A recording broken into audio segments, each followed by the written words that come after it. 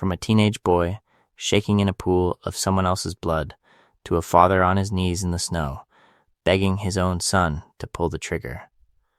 From Harrison catching a flash of plastic wrap in a cabin to Dexter's body dropping in front of the only person he ever claimed to be doing this for.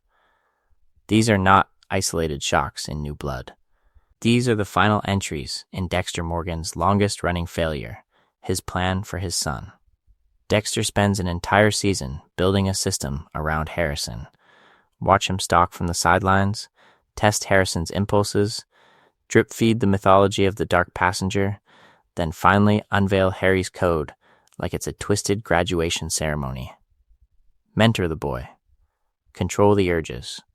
Contain the damage. That's the plan. And every single step, Harrison quietly refuses to become what Dexter needs him to be. He sees too much, too early. He asks the wrong questions. Why all the secrets? Why did you leave me? Why does this feel like justice to you when it feels like murder to me? The more Dexter leans in, the more the facade cracks.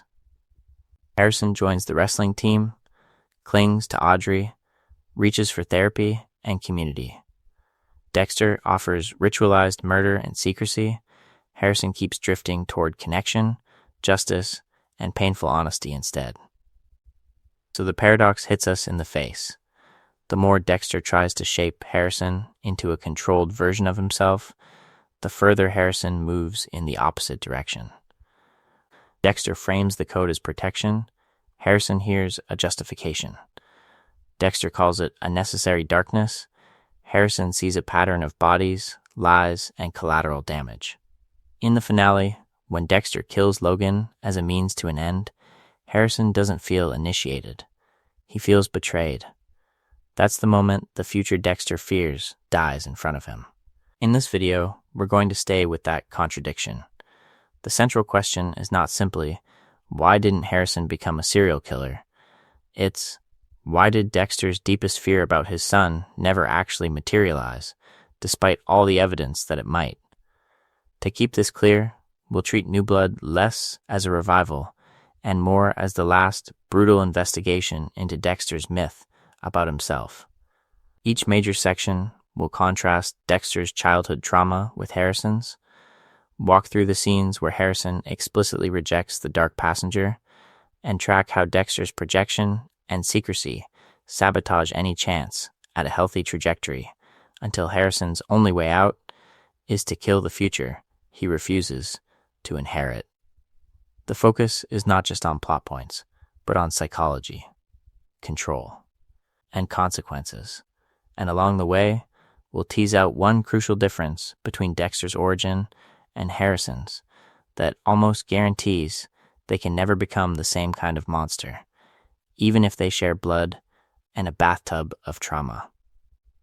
To see it, we have to strip Dexter's self-image down to the bone and ask, what if the monster he feared in Harrison never actually existed anywhere but in Dexter's own reflection? So let's kick things off by naming the thing Dexter never stops circling, but rarely says out loud. His core fear is brutally simple, that the night Rita died didn't just orphan Harrison, it baptized him. In Dexter's mind, that bathroom of blood wasn't only a crime scene, it was an origin story reboot, another baby in a pool of red, another dark passenger born. From there, everything else snaps into place. The central question for Dexter is never, is Harrison okay? It's, is he like me? Not traumatized. Not grieving.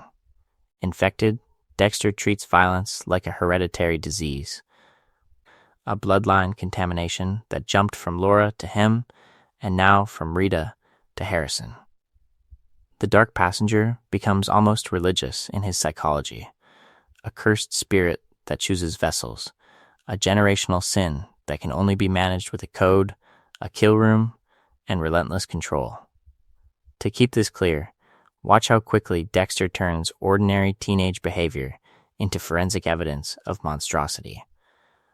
Harrison explodes at a bully and breaks an arm. Dexter doesn't see a kid pushed past his limit, he sees an early kill that almost happened.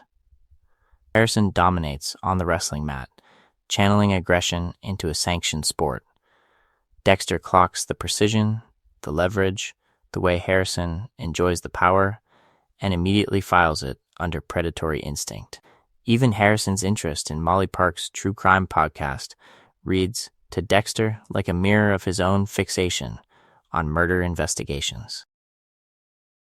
These could all be signs of a wounded teenager searching for identity. Dexter can't let them be that. For him, each moment is another data point in an ongoing internal investigation, building a case that Harrison is a monster in need of a handler. And once he accepts that premise, his entire operating system rewrites itself. Every major decision around Harrison becomes a containment plan. He hides his real name. He lies about Rita. He buries the Bay Harbor Butcher truth under a fresh layer of small-town normalcy. The focus is not just on keeping Harrison safe from the outside world, it's on shielding Harrison from the darkness Dexter assumes is already coiled inside him, waiting for the wrong trigger. Ironically, that protection is the exact thing that keeps Harrison isolated, confused, and primed to misread his own impulses. Along the way, projection does the rest. Dexter isn't only terrified of what Harrison might do, he's terrified of seeing his own reflection sharpened and upgraded. So he hunts for confirmation. A look in Harrison's eyes, a casual line about feeling angry, a willingness to bend rules. Each major section of their relationship becomes a feedback loop. Dexter expects a dark passenger, so he interprets everything as proof, and that proof justifies more secrets and control. But here's the fracture line we'll pry open next. The problem isn't just that Dexter misreads Harrison's behavior. It's that Dexter has misread his own origin story for decades. If the dark passenger isn't what he thinks it is, then his prophecy about Harrison stops looking like destiny and starts looking like the most tragic miscalculation of the entire season. So let's kick things off by going back to the first bloodbath. Not Iron Lake, not Rita's bathroom, the shipping container. The place where Dexter's entire sense of self is welded to a single, unprocessed image, a toddler screaming, sitting in his mother's blood while saws grind and men shout, and then nothing. No rescue, no explanation, no arms around him telling him he's safe. Just sirens in the distance, the stink of metal and death, and hours stretching into days while Harry and the investigation move at adult speed, not child speed. For Dexter, there is no narrative, no meaning, no this is what happened to you. There is only terror, abandonment, and a nervous system that learns one brutal lesson. The world is chaos, and no one is coming. From that container floor to the blood slides in his air conditioner, the trajectory is brutally direct. The origin wound is prolonged, isolating, and meaningless. Harry arrives later with a plan and a code, but even that is about control, not comfort. Harry doesn't sit with the horror, he weaponizes it. Dexter's dark passenger becomes the only story that fits the feeling he's been carrying since Season 1's flashbacks. Something monstrous happened to me, so something monstrous must live in me. Now jump to the second bloodbath. Rita's body in the tub, Harrison crying on the floor, streaked with red. On the surface, it's a perfect mirror. Another baby in blood. Another murdered mother. The central question Dexter seizes on is obvious. How could this not forge the same kind of killer? But look at the timing. Look at the context. Harrison is found quickly. He is picked up, held, soothed. Deb, the babysitters, even Dexter in his damaged way, close ranks around him. For all their failures, the people raising Harrison are at least trying to love and protect him. His trauma is acute and horrifying, but it is immediately followed by connection, language, and some attempt at narrative, even if Dexter lies about the details later. This is the psychological distinction Dexter never truly investigates. Trauma doesn't just scar you. Trauma plus story shapes you. Who explains it, how they frame it, whether you're left alone with it in the dark or allowed to ask questions in the light, that's the difference between a wound that festers into compulsion and a wound that becomes grief, anger, or a drive for justice. Dexter grows up in narrative blackout. No one names what happened until Harry retrofits it into a justification for killing. Harrison grows up in narrative confusion. He gets half-truths, evasions, and eventually, in New Blood, Dexter's deranged sales pitch about the code. But he is never left in the total silence that defined Dexter's early years. To keep this clear, the focus is not just on the blood. It's on what surrounds it. Isolation versus embrace, secrecy versus clumsy honesty, a rigid code versus a messy, evolving sense of right and wrong. Dexter flattens all of that. In his mind, baby in blood equals future killer, because that equation keeps his own mythology intact. If Harrison is forged in the exact same fire, then Dexter's life was inevitable, not a chain of preventable choices and collapses. Along the way, the show keeps nudging us toward a different conclusion. If the origin wounds aren't actually identical, then the coping mechanisms won't be either. And when we track how each boy responds to pain, anger, and injustice, we'll see the first clear signs that Harrison isn't walking Dexter's path at all. He's trying, desperately, to build another road. So if the wounds aren't identical, why is Dexter so convinced the destination has to be? To answer that, we have to step inside his favorite myth, the inherited dark passenger. Let's kick things off with Dexter's own internal psychology. From season 1 onward, he narrates his urges as if they're a separate entity, a parasite wired into his brain the night his mother died. The dark passenger wants.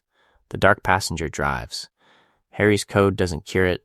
It cages it, gives it rules, turns slaughter into a plan for controlled killing rather than chaos. In Dexter's mind, this thing is permanent, manageable, but never removable. So when Harrison appears, shaking on that bus in New Blood, Dexter doesn't see a traumatized teenager. He sees a potential host. The central question in his head isn't, what does my son need? It's, is the passenger in there too? The murder in the bathtub becomes a genetic event, a spiritual contagion he assumes must have passed from father to son. And that belief is weirdly comforting.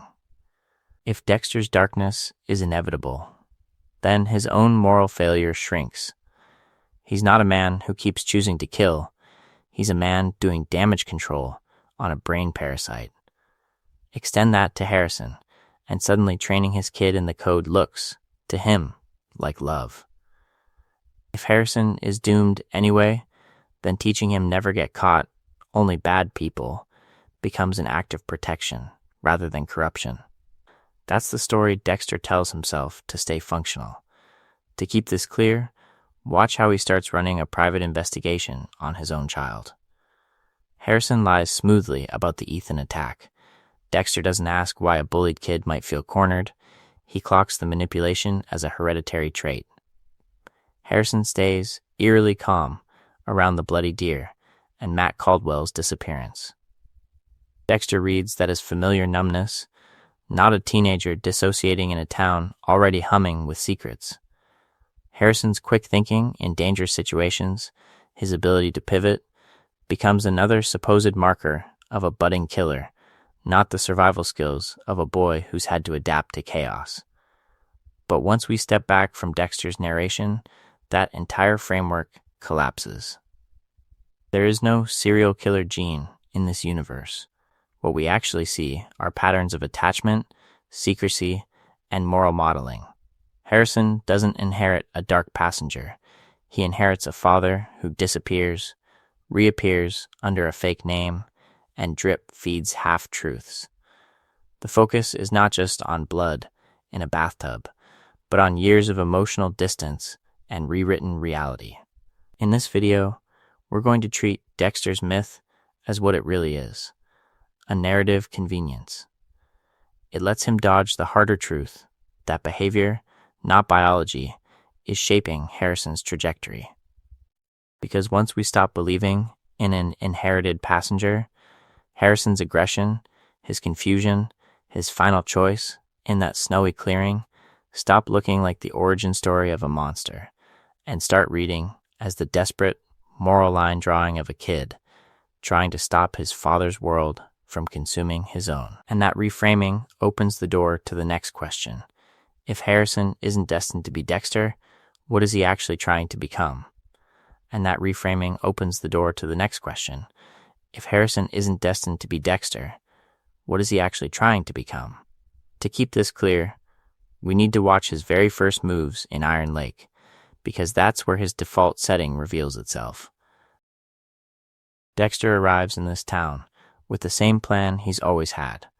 Control the narrative, hide the truth, keep the compartments sealed. New name, new job, new routine. No past, no son. When Harrison walks into that fade, he doesn't mirror Dexter's quiet, clinical distance. He detonates it. He talks about being abandoned.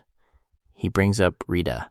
He looks Dexter in the eye and asks the questions Dexter has spent an entire season of his life avoiding. From that first confrontation in the cabin to the tense conversations in town, Harrison refuses the emotional numbness that defines Dexter's psychology. He doesn't accept vague apologies. He doesn't let "I thought you were better off" without me pass as closure. He pushes. Why did you leave? Why didn't you come back? What really happened in Miami? Where Dexter's whole code is built on not asking why, just targeting and acting, Harrison's instinct is interrogation and repair. That's already a major divergence. Young Dexter never had the space to do any of this with Harry. There was no room to call out the man who found him in blood and then turn that trauma into a training program. No room to say, your plan might be the problem. Harry's authority was absolute, backed by the badge, by the investigation files, by the language of necessity. Harrison, in contrast, walks into Iron Lake still believing that adults can tell the truth, that a father can own what he did and try to make it right. We see the split widen after the school incident with Ethan. On paper, this is the perfect moment for Dexter's fear to be confirmed. A violent act, a knife, blood on the floor. But watch Harrison. He's shaking. He's confused. He's almost begging someone to help him make sense of what happened. He doesn't bask in the violence. He doesn't ritualize it. He wants Ethan to get help. He wants someone to investigate what led up to this, not just celebrate that the bad kid got stopped. This matters because serial killers in Dexter's world survive by refusing to feel the full weight of their actions. They minimize, they justify, they turn murder into a private sacrament that restores their sense of control. Harrison moves in the opposite direction. He keeps reaching outward, looking for someone to share that weight with, someone to sit in the guilt and shame instead of alchemizing it into another code. And this is where Dexter's next failure begins. In this video, we're going to track how he misreads Harrison's intensity as proof of a dark passenger, when it's actually proof of a kid who still believes pain is something you work through with people. Along the way, we'll see how that misreading doesn't just distort their bond, it sets up the fatal collision between Dexter's collapsing myth and Harrison's emerging moral line. So, when we hit the Ethan storyline, we finally see what happens when Dexter's theory of Harrison collides with an actual, immediate threat. A bullied kid. A notebook full of violent fantasies. A plan for a school shooting that is terrifying precisely because it feels plausible. This is where Dexter's fear of a dark passenger in his son meets the real psychology of a traumatized teenager. Let's kick things off with the basic facts of the incident. Ethan is isolated, mocked, and nursing a growing rage. Harrison is the one person who reaches out, who listens, who seems to offer connection instead of ridicule. When Ethan reveals his plan, Harrison doesn't recruit him into a code. He doesn't walk away and let it happen. He confronts him. Things explode in Ethan's bedroom, a blade comes out, and Harrison ends it fast and brutally. One attacker on the floor, one shaking kid standing over him. From Dexter's perspective, though, that image snaps instantly into a familiar template. A boy with a knife.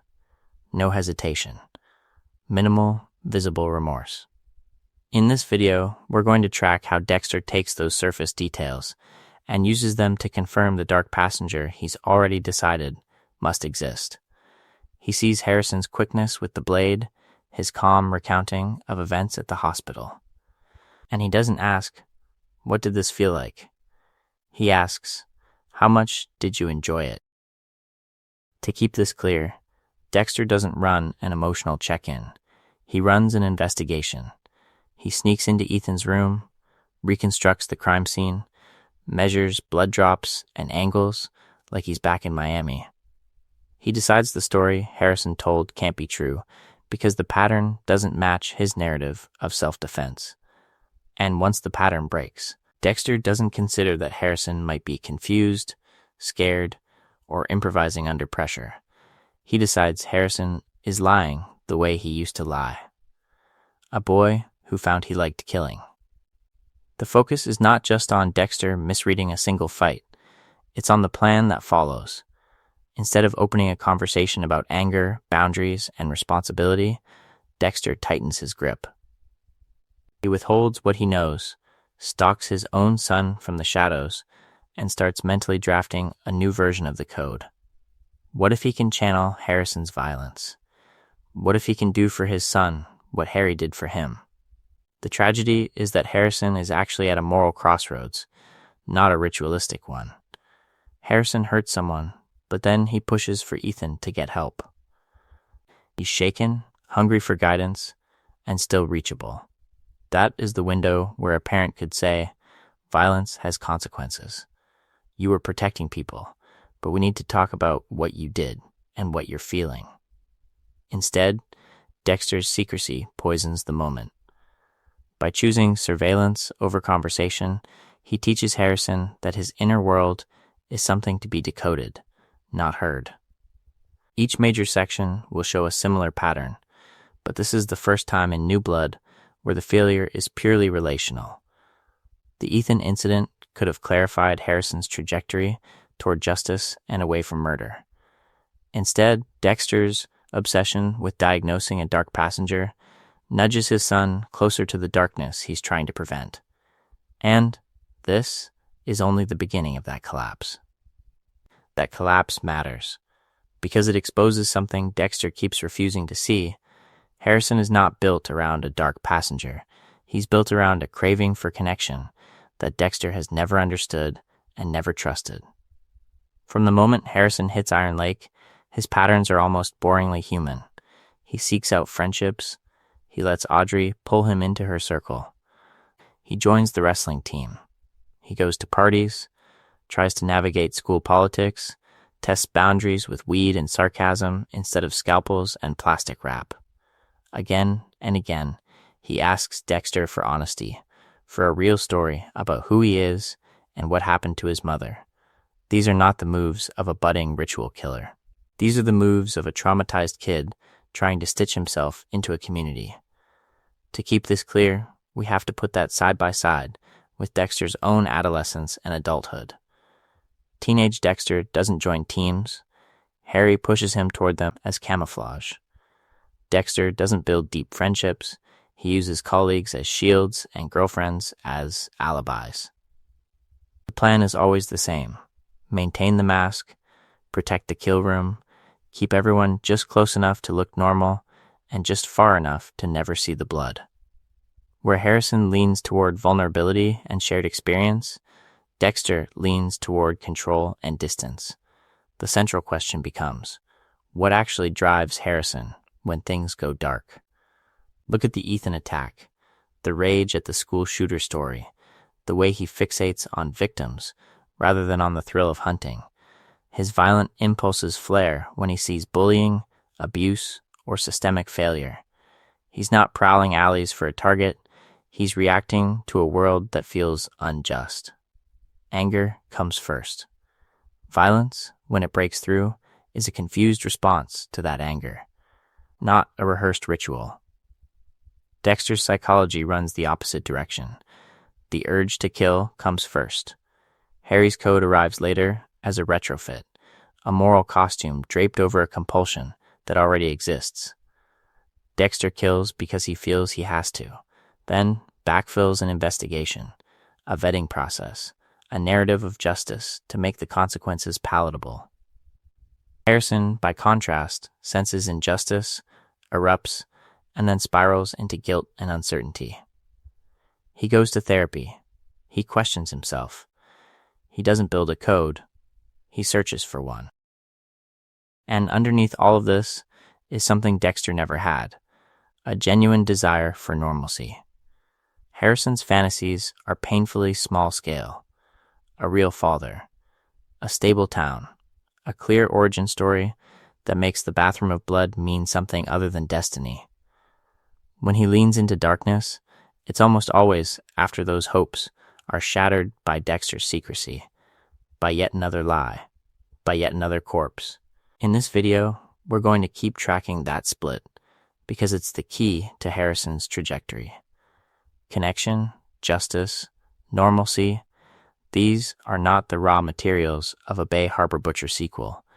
They're the raw materials of someone who could be weaponized by the wrong mentor, or who could, if given the chance, choose to break the cycle completely. So when Dexter finally decides to let Harrison in, he doesn't start with an apology.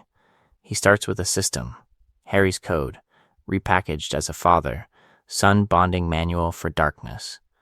To keep this clear, Harry's code is not a moral philosophy, it's a damage control protocol. Harry designs it to manage what he believes is an uncontrollable urge, only kill those who deserve it, never get caught.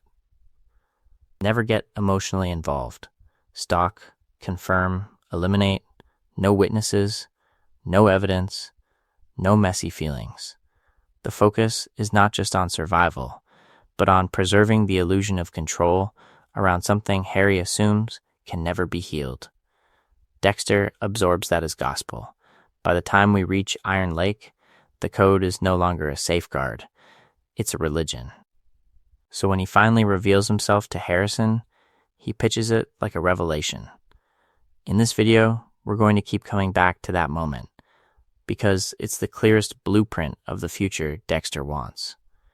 He offers the code as a way to make sense of Harrison's pain, to give his darkness purpose, to turn him into a vigilante hero instead of a random monster. This is the plan. Channel the boy's rage into ritual, into plastic sheeting and knives, and a father who finally understands. At first, Harrison leans in. He's fascinated, hungry for explanation, thrilled that the chaos inside him might have rules. But even in that rush, we see the friction. He asks questions. He hesitates. He wants to know why killing is the only option, why Dexter never tried anything else, why this code is treated as sacred instead of questionable. If the central question is what do we do with our pain, Dexter's answer is fixed. Harrison's is still open. Because Harrison doesn't come into this as a blank slate. His conscience has been forged in a completely different fire. Years of being abandoned kid. Years of feeling like collateral damage in someone else's secret life. His psychology isn't organized around feeding an inner hunger. It's organized around not letting anyone else feel what he felt. That's why his violent impulses in New Blood spike around bullying, injustice, protection. When he hurts Ethan, he spirals into guilt and confusion. Pushing for help, rather than savoring the power. When he joins the wrestling team, seeks therapy, bonds with Audrey, he's reaching for community, not a kill room. Watch how he balks when Dexter tries to drag him across that final line. The kill room with Kurt feels wrong to him. The plastic and the ritual don't read as justice. They read as execution. He's horrified at the idea of killing Kurt in cold blood, and later, he's devastated by Logan's death, refusing to accept Dexter's necessary casualty logic. Harrison insists on seeing victims as people, not as names on a slide or trophies in a box. And that's why the code never really installs. It's a technology built for compulsion management, not for justice seeking. Trying to lay it over Harrison's existing moral framework creates a jagged overlap, one that cuts straight through Dexter's fantasy of a successor. Along the way, every push Dexter makes to harden Harrison only exposes how different the boy already is, and sets up the moment where this failed mentorship is going to collapse in the most final way possible. If the code is the knife Dexter tries to hand Harrison, secrecy is the invisible blade he's already pressed against the boy's throat. Every time Dexter lies, he doesn't just protect his plan. He cuts into Harrison's sense of reality. Let's kick things off with the obvious wounds. First, Dexter fakes his death, abandoning Harrison in a blood-stained apartment and rewriting that horror as a hurricane tragedy. Years later, he hides in Iron Lake as Jim Lindsay, letting Harrison stand inches from him before admitting who he is. When Harrison asks about Rita, Dexter frames it as a random murder, never confessing that she died because the Bay Harbor butcher made enemies. He minimizes Miami into vague mistakes, dodges Debra's fate, and only reveals the code and his dark passenger when he's cornered and desperate. The central question for Harrison isn't, is my dad a killer? It's, why does everything around this man feel like a half-finished investigation? To keep this clear, we have to talk psychology. When a parent hides core truths about who they are, the child usually doesn't think, I'm being lied to. They think, something is wrong with me. The emotional math goes like this. I feel tension. No one explains it. Therefore, I must be the problem. That confusion becomes a permanent background noise, and any new secret, any new inconsistency, turns the volume up. We see that noise in Harrison's oscillation. One moment, he idealizes Dexter as the perfect dad he's been missing, the guy who shows up at wrestling matches, the man who finally admits, in fragments, that he understands darkness. The next moment, he resents him as the source of everything broken in his life. How could he not? He never has enough information to form a stable, nuanced picture. Is Dexter a reformed monster, a misunderstood vigilante, or the reason Rita died and his childhood imploded? Dexter's control over the narrative keeps shifting, so Harrison's identity keeps shifting with it. Along the way, the show gives us brutal near misses of honesty. Dexter promises Harrison he'll be truthful from now on, then immediately withholds the thrill he feels when he kills. He frames his murders as necessary, as compassionate executions, never admitting the rush that drives him. When Harrison asks about Debra and Miami, Dexter dodges, changes the subject, or offers just enough detail to stop further questions. These are moments that could have anchored Harrison. Instead, they destabilize him. And this is where the focus is not just on murder, but on modeling. Secrecy is Dexter's real dark passenger, not bloodlust. Behavior, he teaches Harrison that truth is dangerous, that reality is negotiable, that love always comes with a hidden clause and a missing file. That lesson lands far deeper than any urge to kill. The tragedy is that Harrison doesn't want Dexter's secrets. He wants Dexter's honesty. Every time Dexter chooses concealment instead, he pushes Harrison closer to a breaking point where the only way to reclaim truth is through an irreversible act. In the final confrontation, That's exactly what Harrison decides to do. That irreversible act doesn't come out of nowhere. It's forged in the Kurt Caldwell crucible, where Harrison is finally given what Dexter thinks he's always wanted: a real monster, a righteous target, and an invitation into the code. Let's kick things off with Kurt himself. On the surface, he's Iron Lake's benevolent patriarch, local employer, bar regular, grieving father. Underneath, he is pure predatory design, a serial killer who hunts runaway girls, shelters them just long enough to disarm them, then freezes their bodies in a grotesque trophy gallery. If Harry's code was ever going to apply cleanly, it's here. Clear pattern. Confirmed victims. Zero doubt. In this video, we're going to treat that basement as more than a reveal. It's a psychological stress test. Dexter finally drops the pretense, walks Harrison through the investigation, the evidence, the hidden room lined with preserved corpses. This is the moment Dexter believes his plan for fatherhood can finally work. No more distance, no more lies. Just father and son, united in purpose, delivering justice the world can't. On paper, it's the perfect setup. Dexter reveals Kurt's crimes, explains the code, and offers Harrison not just information, but participation. Help prepare the room. Stand in on the ritual. Watch the speech, the knife, the plastic. The central question for Dexter is simple.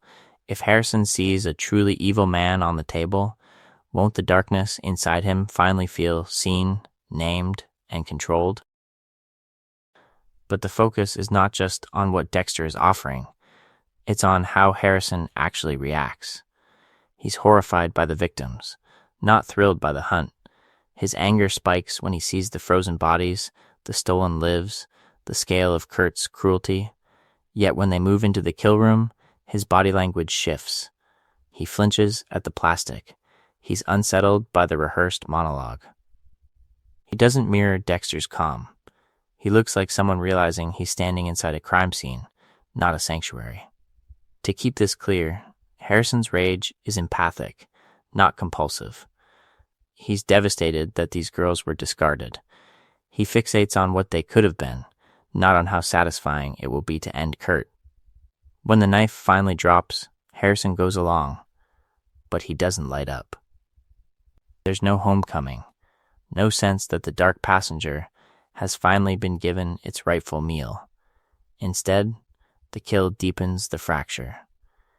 If this is justice, why does it feel so ritualized, so controlled, so much about Dexter's needs? Why does the man who talks about protecting the innocent keep a murder toolkit and a practiced speech? Along the way, Harrison's questions multiply. Is my father a guardian, or just a more organized version of Kurt? Each major section of New Blood's trajectory after Kurt flows from this failure. Even in the most perfect scenario for the code, Harrison doesn't transform. The experience doesn't resolve his pain. It exposes the cost of Dexter's life. What Dexter reads as bonding, Harrison experiences as a violation, a line crossed he can't unsee and ultimately can't live with. And once that line is crossed, what happens the next time Dexter decides someone deserves to die?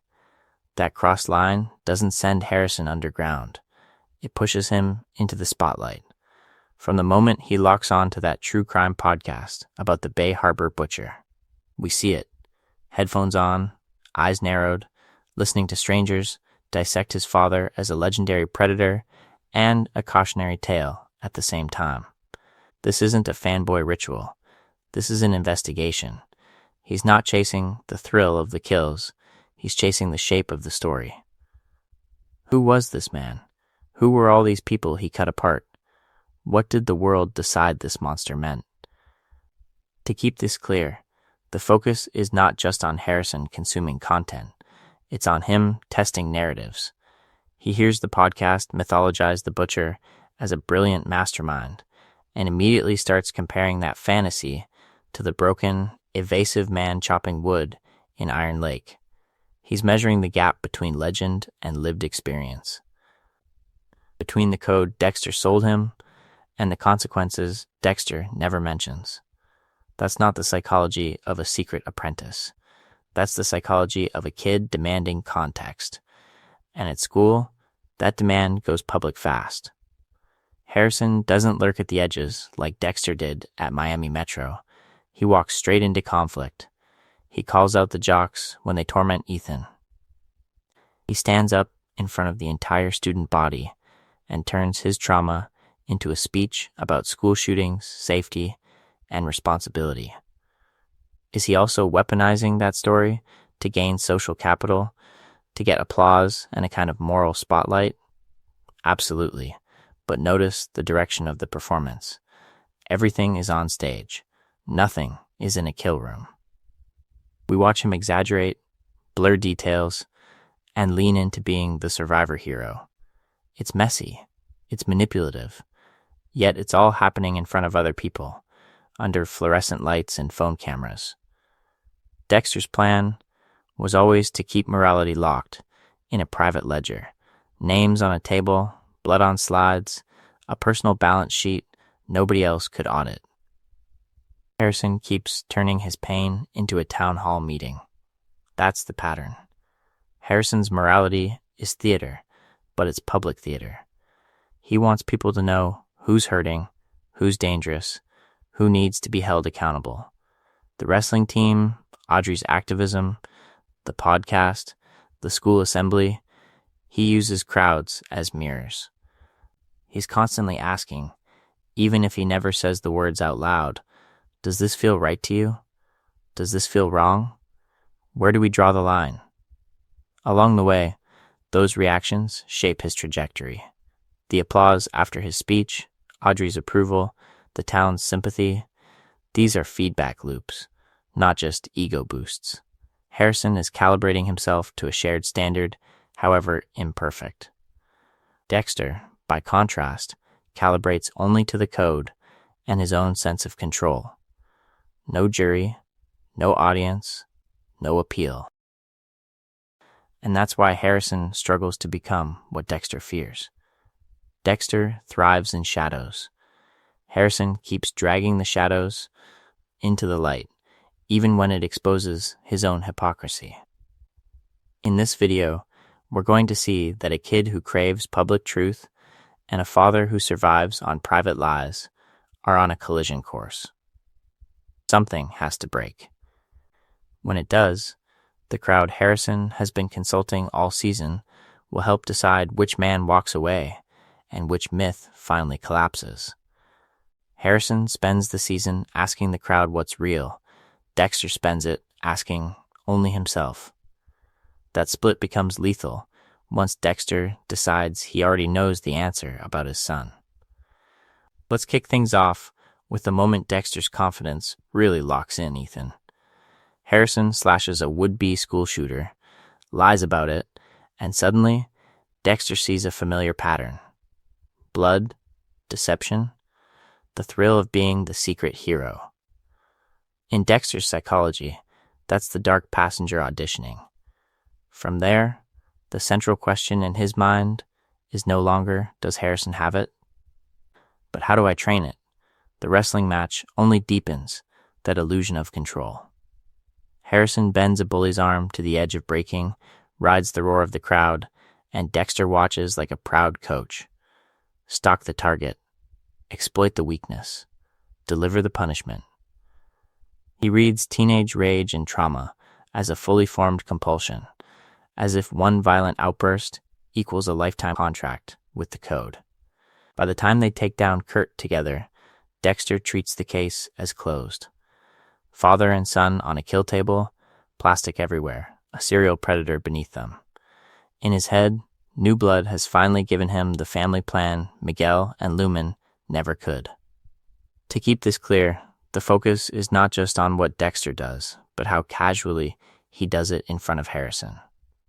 He breaks down murder like logistics, problem, solution, disposal. He dismisses the investigation, the courts, the entire legal system as naive theater.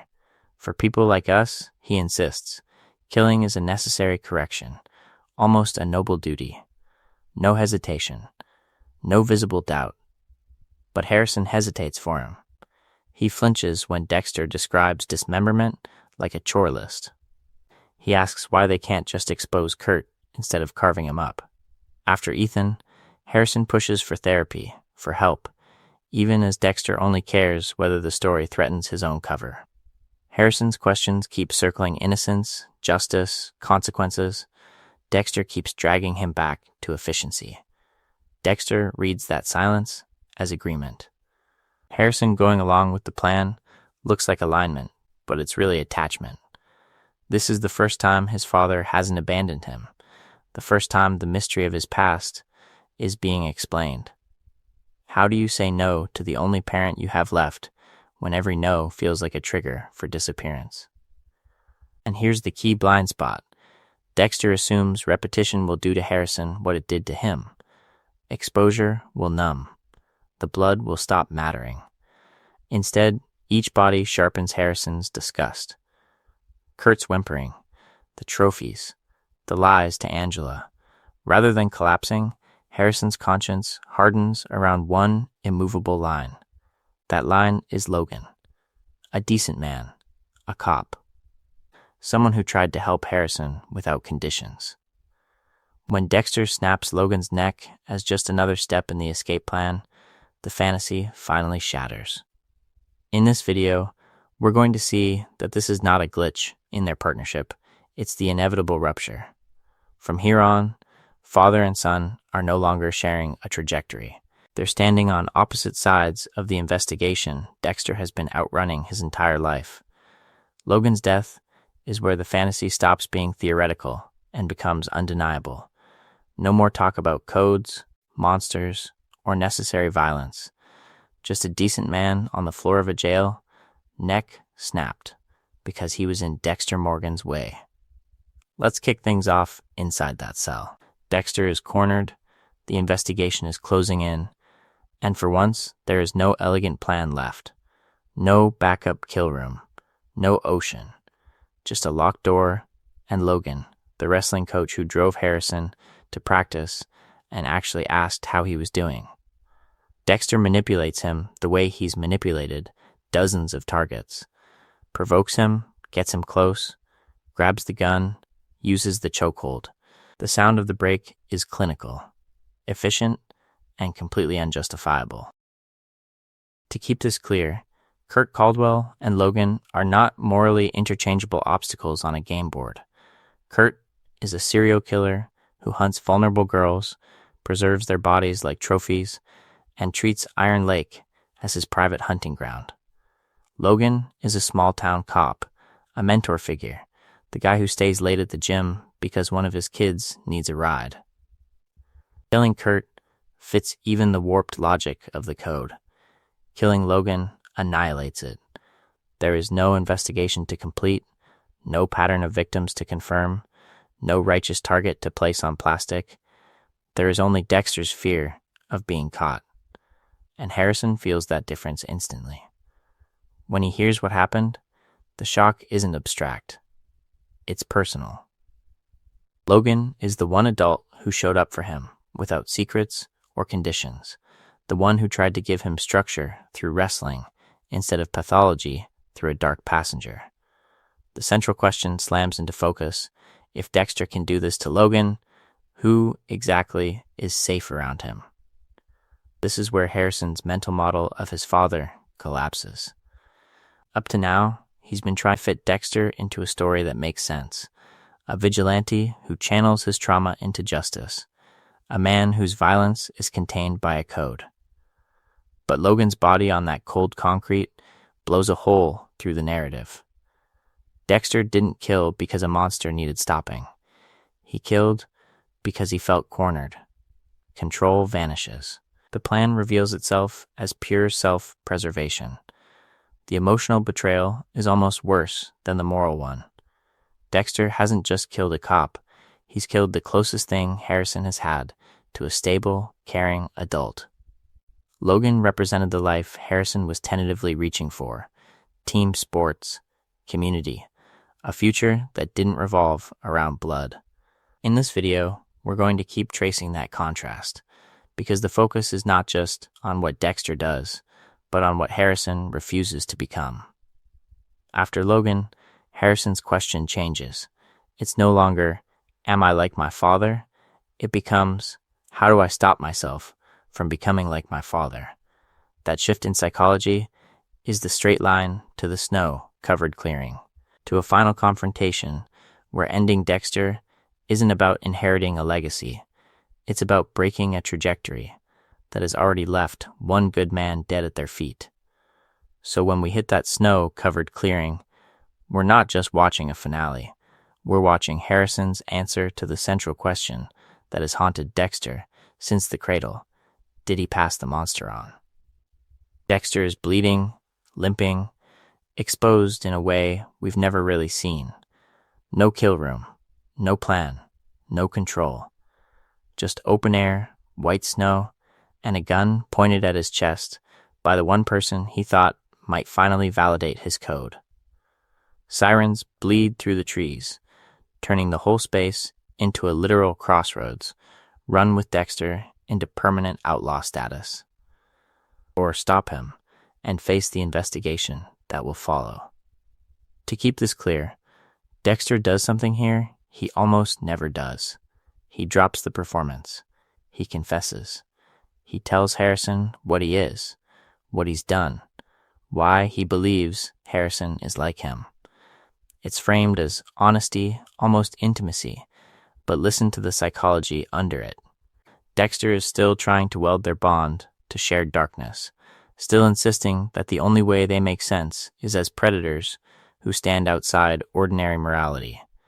He leans on the code, on the idea that they only kill people who deserve it, that this path can be managed, refined, made righteous.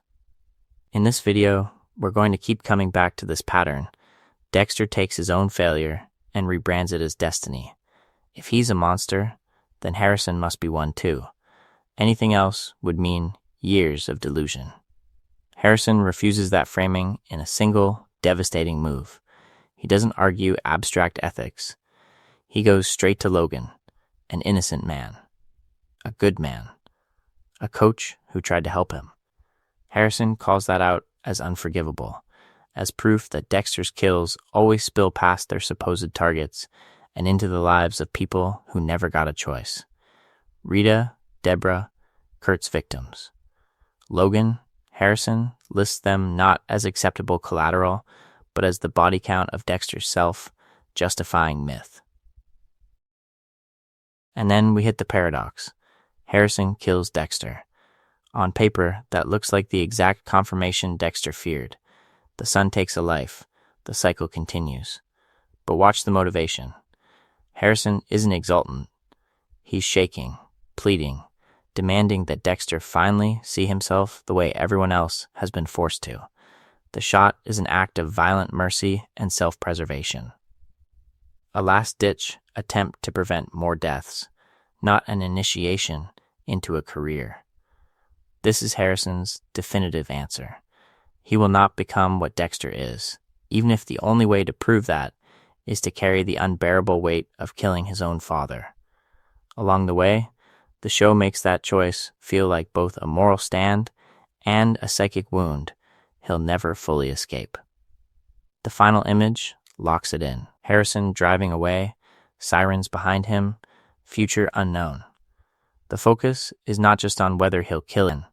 The real question is, what story will he tell himself about this night? Because that story, not his blood, will determine his trajectory from here. So let's kick things off by naming the thing Dexter can never quite say out loud. He doesn't just fear that Harrison might be like him. He needs Harrison to be like him, because the entire Dark Passenger mythology only makes sense if it can be inherited, replicated, passed down like a cursed heirloom. But across New Blood, the investigation the show is really running is on that belief itself. Dexter clings to blood, to origin scenes, to the psychology of Born in Blood. The season keeps answering with something else. Story. What Harrison is told about his trauma, how his father behaves in front of him, and what he chooses to do with his pain all matter more than any supposed monster in his genes. To keep this clear, we can trace the divergences. Dexter survives by numbing, Harrison keeps feeling. Dexter's plan is always isolation, control, ritual. Harrison keeps drifting toward team sports, parties, therapy. Connection, when he hurts Ethan, he isn't basking in a perfect kill room. He's confused, guilty, immediately insisting Ethan needs help.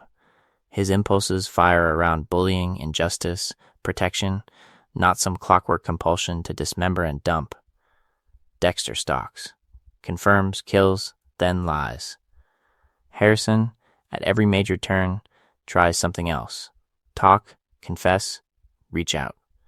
He bonds with Audrey, joins wrestling, opens up in group. The focus is not just on what he does in moments of violence, but on what he does between them, when a true dark passenger kid would be disappearing into secrecy and fantasy instead of asking to belong. And this is where Dexter's plan to mold him collapses, misreading the Ethan incident as proof of a shared code, turning that code into a bonding exercise instead of a warning label, choosing secrecy over honesty even when Harrison is begging for the full story. Each move that Dexter thinks will bring them closer to alignment actually pushes Harrison further away. The Logan kill is the breaking point. A cop, an innocent, executed as collateral to maintain control of an escape plan. For Dexter, that's a tragic necessity. For Harrison, it's a moral line crossed in broad daylight. On the surface, Harrison raising the rifle looks like the central question finally answered. He is his father's son, ending a life to solve a problem. But in context, it's the opposite. Dexter has spent a lifetime spreading death across seasons as a manageable lifestyle. Harrison chooses one devastating act over a lifetime of ritualized monstrosity. He refuses to become the continuation of a failing experiment. Is his future guaranteed? Not remotely. He drives away with blood on his hands, a dead father behind him, and a story he'll be rewriting for years. He could still break under the weight of that guilt. But he has already done something Dexter never could, drawn a line and obeyed it, even when it costs him the only parent he has left. Dexter spends the season asking, what if Harrison is like me? The better question, and the one the finale quietly answers, is darker and more hopeful at the same time. What if Harrison is the person Dexter could never be? The one who finally says, this ends with me. And if that's true, what does it say about every choice that led them to that snow-covered road? If we want to see where Dexter's fear stops being protective and starts being destructive, we have to go back to the gym. Fluorescent lights, a shaky phone video, 2 teenagers on a mat. This is the moment where a high school wrestling match becomes, in Dexter's mind, a crime scene for a dark passenger. Let's kick things off by reconstructing what actually happens. Harrison steps onto the mat with Ethan, the kid everyone has written off as a school shooter in the making. There's a history of bullying, of social exile, of teachers and parents looking the other way until it's too late. Ethan charges. Harrison counters. The move is deliberate, calculated enough that we wince when Ethan's arm snaps and blood pools on the floor. It's ugly. It's angry. But the way New Blood frames it is crucial. Close-ups on Harrison's panicked face, quick cuts that obscure exactly who escalates first. A tone that feels ambiguous rather than a clean, clinical portrait of a predator. Then we cut to Dexter in investigation mode, watching the footage on his laptop. His body language tells the story before his narration does. He leans in, eyes narrowing, shoulders tightening, the way we've seen him examine crime scene photos and blood spatter patterns for years. And instantly, he imposes his own psychology on the frame. The counter isn't a scared kid overcompensating.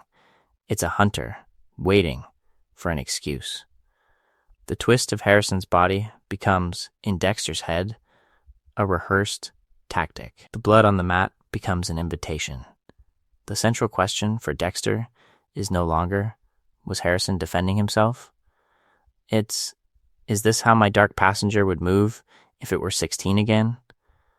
To keep this clear, we have to contrast Dexter's conclusion with the evidence the show actually gives us. Harrison, in the aftermath, is visibly shaken. His story about Ethan's alleged attack is a lie, yes, but it's a lie that insists on Harrison as the victim, not the aggressor. He wants to be believed as someone who survived violence, not someone who enjoyed inflicting it. He pushes for Ethan to get help. He's desperate for adults to see the warning signs they missed with Arthur Mitchell. That is not how Dexter operated at that age, or any age. Dexter's lies were always designed to protect his plan, his ritual, his control. This is where Dexter's framework truly begins to collapse. Up to this point in the season, he's been telling himself he's running an ethical investigation into his son's soul, testing for a dark passenger he might be able to guide with the code. But once he rewrites a messy, reactive burst of teenage violence as evidence of a budding serial killer, he stops asking who Harrison is. He only measures how much Harrison resembles him. In this video, we're going to keep returning to this misreading, because the focus is not just on Harrison's actions, but on how Dexter's interpretation turns a frightened, furious boy into a mirror that was never there. And along the way, every decision Dexter makes on that false assumption pushes Harrison further from the future Dexter thinks he's controlling, and closer to the one that finally ends him. Ethan's notebook is the first time New Blood puts a literal blueprint of adolescent violence on the table. Pages of black-clad figures with assault rifles, hallway massacres sketched in ballpoint, a kill list of classmates and teachers who've humiliated him. From a distance, it looks like a crude storyboard for the exact kind of mass murder Dexter's code would circle in red ink. This is the dark passenger translated into high school iconography. But when Harrison flips through those pages, the psychology at play is very different. At first, he leans in. He doesn't flinch at the gore, doesn't recoil from the fantasy.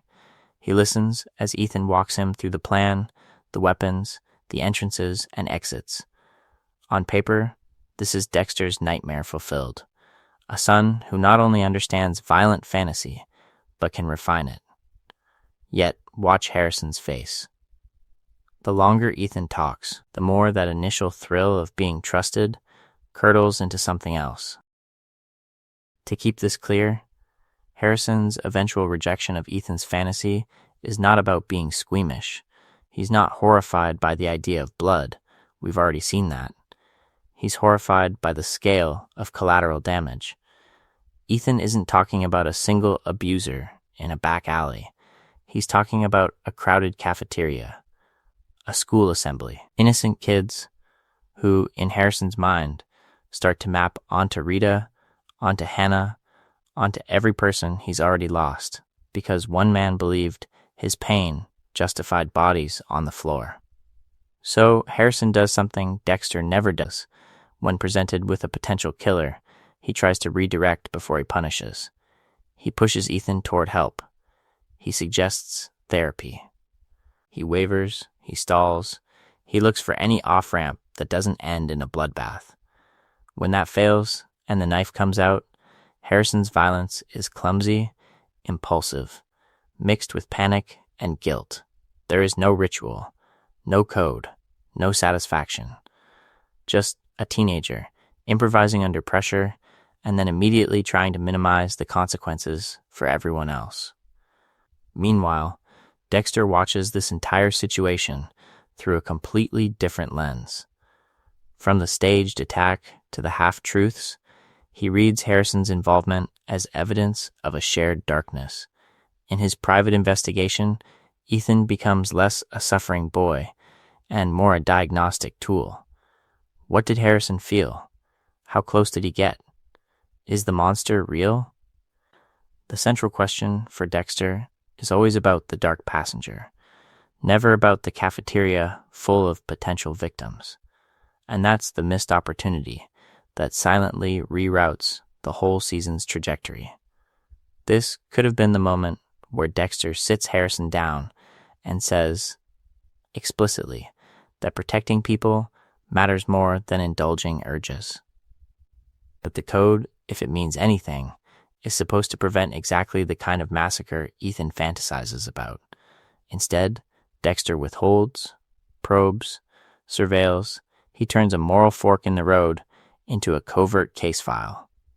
In this video, we're going to keep tracking the fallout from that choice, because from Ethan's notebook onward, every time Dexter thinks he's closing in on Harrison's darkness, Harrison is actually reaching for something else. Connection, safety, a way out. And along the way, each misread pushes them toward the next, larger crisis, where that gap between what Dexter thinks he's teaching and what Harrison actually learns finally explodes. And nowhere is that gap more visible than in the group therapy room. We watch Harrison sit in a circle of folding chairs and fluorescent lights, and he does the one thing Dexter has spent an entire life avoiding. He tells the truth, or at least as much of it as he can reach. He talks about surviving violence, about the blood in his memories, about waking up every day with that weight in his chest. He looks at the other kids when he speaks. He's tracking faces, not angles. To keep this clear, Harrison walks into group looking for connection, not control. He listens when the girl talks about self-harm. He leans forward when Zach describes his dad's drinking. He absorbs their stories and answers with his own, using narrative as a bridge, not as bait. When he says that surviving something horrific doesn't make you broken, you can feel the room exhale. The plan, on his side, is simple. Be seen. Make sure no one else feels as alone as he has felt his entire life. Meanwhile, Dexter is in the same room with a completely different mission profile. He's against the wall, half present, eyes scanning like it's a crime scene. Who might be a threat?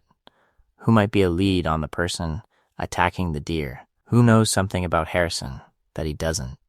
In this video, we're going to keep coming back to this double exposure. One space, two psychologies. Harrison is clocking emotions. Dexter is running an investigation. Watch his body language. Harrison opens his shoulders to the circle. Dexter folds into himself, only unfolding when someone mentions violence. Where Harrison hears pain, Dexter hears data points. Where Harrison is moved, Dexter is mapping. It's the same collapse we've seen all series. Given a chance to sit with human suffering, Dexter retreats into analysis, into the fantasy that if he can just gather enough intel, he can steer the trajectory back under his control. Harrison's big speech about surviving violence is absolutely performative in places. He knows the right beats, the quiet pause, the haunted look, the line about turning trauma into strength. He's a teenager. He wants applause, validation, maybe even a little mythos. But underneath the performance is a real need. He wants the others to feel less alone than he did in that bathtub in Miami. Is there ego in it? Yes. Is there manipulation? Not in the way Dexter fears. This is the pivot point. This is where that performance could have become rehearsal for something sociopathic, a test run for learning how to fake empathy as cover. Instead, Harrison doubles down on the part that feels good, the connection, the shared language of hurt, the sense that honesty might actually change his life. Dexter, hearing the same words, doubles down on surveillance. The focus is not just on what they say, but on what they do next. Harrison leaves group wanting more of that vulnerability. Dexter leaves wanting more access, more leverage, more ways to weaponize what he just heard. And along the way, that split will decide everything that happens when Dexter finally reveals the code and offers Harrison a different kind of circle: plastic, knives, and no witnesses. So when we get to that offer, whose definition of survival is actually on the table? Whose definition of survival is on the table becomes even murkier the second Harrison walks out of that therapy room and into the fluorescent spotlight of Iron Lake High. Because from the moment he survives Ethan, we watch a different engine kick on, not a dark passenger, a spotlight addiction. The image is blunt. Harrison limping down the hallway, arm in a sling. Surrounded by kids who used to ignore him. Teachers shake his hand. The principal calls him brave. The wrestling coach wants him on the mat. Overnight, he isn't the quiet transfer with a missing father. He's the survivor hero who stopped a school shooting. And instead of shrinking from that attention like Dexter would, Harrison leans in. He tells the story. He retells it. He lets the rumor grow teeth. To keep this clear, the central question is not, does Harrison enjoy the adrenaline of violence? We can see he does. The question is what he does with that feeling. Dexter assumes that rush can only be channeled into ritualized murder, into a code, into kill rooms. Harrison shows us something else. He channels it into narrative, into being seen, into finally having control over how people say his name. That's why his bond with Audrey matters so much. In the truck, at the party, on the bleachers, he is not recruiting a partner for future hunts. He is testing whether someone can look at his scars, emotional and literal, and still want to be close. He confesses pieces of his past, hints at Rita and the blood and the abandonment, because he wants to be understood and admired, not feared. When she records his speech and posts it, he is thrilled that his words travel, not that his violence does. The intimacy he chases is emotional, not homicidal. And then there are the lies. The deeper cut to Ethan's leg, the embellished details about the attack, the way his "I had no choice" shifts slightly with every retelling. Dexter reads all of this like a forensic investigation, a budding predator shaping a cover story. But in this video, we're going to frame those same lies as textbook teenage self-mythologizing. Harrison is doing what high schoolers do when they finally get a story that makes them important. He polishes it. He protects it. He refuses to let anyone take authorship away. The focus is not just on the content of the lie, but on the psychology underneath it. Harrison is terrified that if the story cracks, the fragile web of connection he just built will collapse with it. Popularity, the wrestling team, Audrey's attention, these are the stakes he's guarding, not a secret kill room. Dexter watches the same behavior and sees operational caution, the careful construction of an alibi. We watch it and see a kid desperate not to go back to being invisible. Along the way, this becomes another quiet failure of Dexter's plan to diagnose a dark passenger. Every exaggeration Harrison makes, Dexter files under evidence instead of attachment. Every surge of status looks, to Dexter, like the trajectory of a killer in training, when it is actually a craving for community he has never understood. And when Dexter finally lays out the code and offers Harrison a life of sanctioned carnage, he believes he's answering that craving, not betraying it. So when Harrison finally has to choose between keeping the legend of his father or stopping the man behind it, which story does he protect? And at what cost to Dexter's illusion of control? So when Harrison finally has to choose between keeping the legend of his father or stopping the man behind it, which story does he protect? And at what cost to Dexter's illusion of control? To keep this clear, we zoom in on something deceptively small, not a kill room, not a blood slide, a folding knife in a teenager's pocket. A school hallway, a metal detector, a security check that suddenly freezes the whole building, and Harrison standing there as the blade appears, framed as a potential threat before he even says a word. Adults close in. The investigation starts. The assumption is immediate: this kid is dangerous.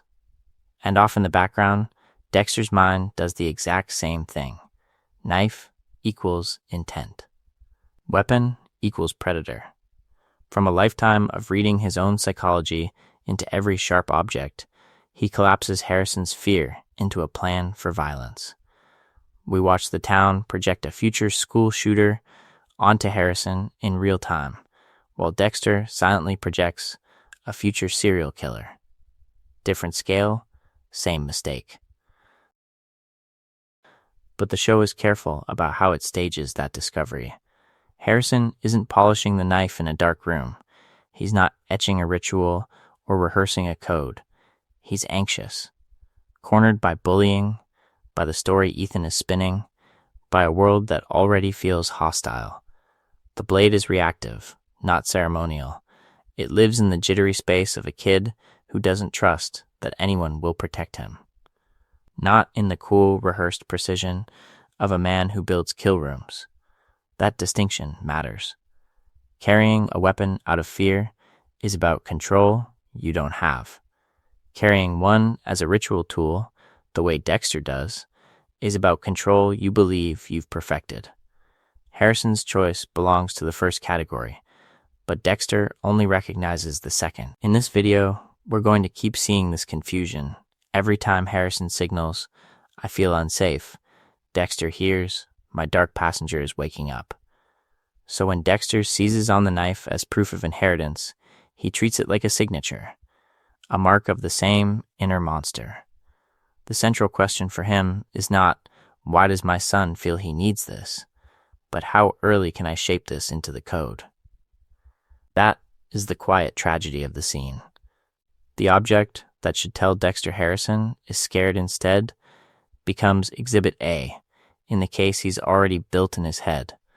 And once Dexter brands the knife as destiny instead of distress, the opportunity collapses. He could talk about boundaries, about when to walk away, about non-lethal ways to handle fear and anger. He could admit that his own path is a failure, not a template. Instead, he folds the knife into the family myth. Each major section will show a version of this same misreading, but this is the purest. A child asking for safety, a father offering a code. Along the way, that single loaded object becomes the microcosm of why Harrison never becomes what Dexter fears. Because every time Harrison reaches out in fear, Dexter answers with ritual and pushes him further away. So when Dexter answers Harrison's fear with a weapon and a rule, the story quietly introduces a far more dangerous answer, a man who offers warmth first and only later reveals the trap. To keep this clear, the next phase of New Blood escalates the father problem by bringing in Kurt Caldwell as the alternative dad Dexter never planned for and absolutely cannot control. Let's kick things off with those diner scenes. Neon signs humming, classic rock leaking from the jukebox, the clink of plates as Kurt slides Harrison a free meal he didn't ask for. No questions about dark passengers, no lectures about a code, just casual generosity. Cash for the wrestling team, extra food, a song on the jukebox that makes Harrison feel like this powerful, damaged adult actually sees him. Dexter hovers at the edge of the frame, suspicious. Harrison sits at the counter and feels chosen. In this video, we're going to pay attention to the thing Dexter keeps missing. Kurt doesn't start by probing Harrison's potential for violence. He starts by listening to his pain. When Harrison talks about being abandoned, about the anger that surges up when he's bullied or cornered, Kurt doesn't shut it down with a plan or a principle. He nods. He lets the silence hang. He gives Harrison space to say the ugly parts out loud without immediately translating them into a ritual.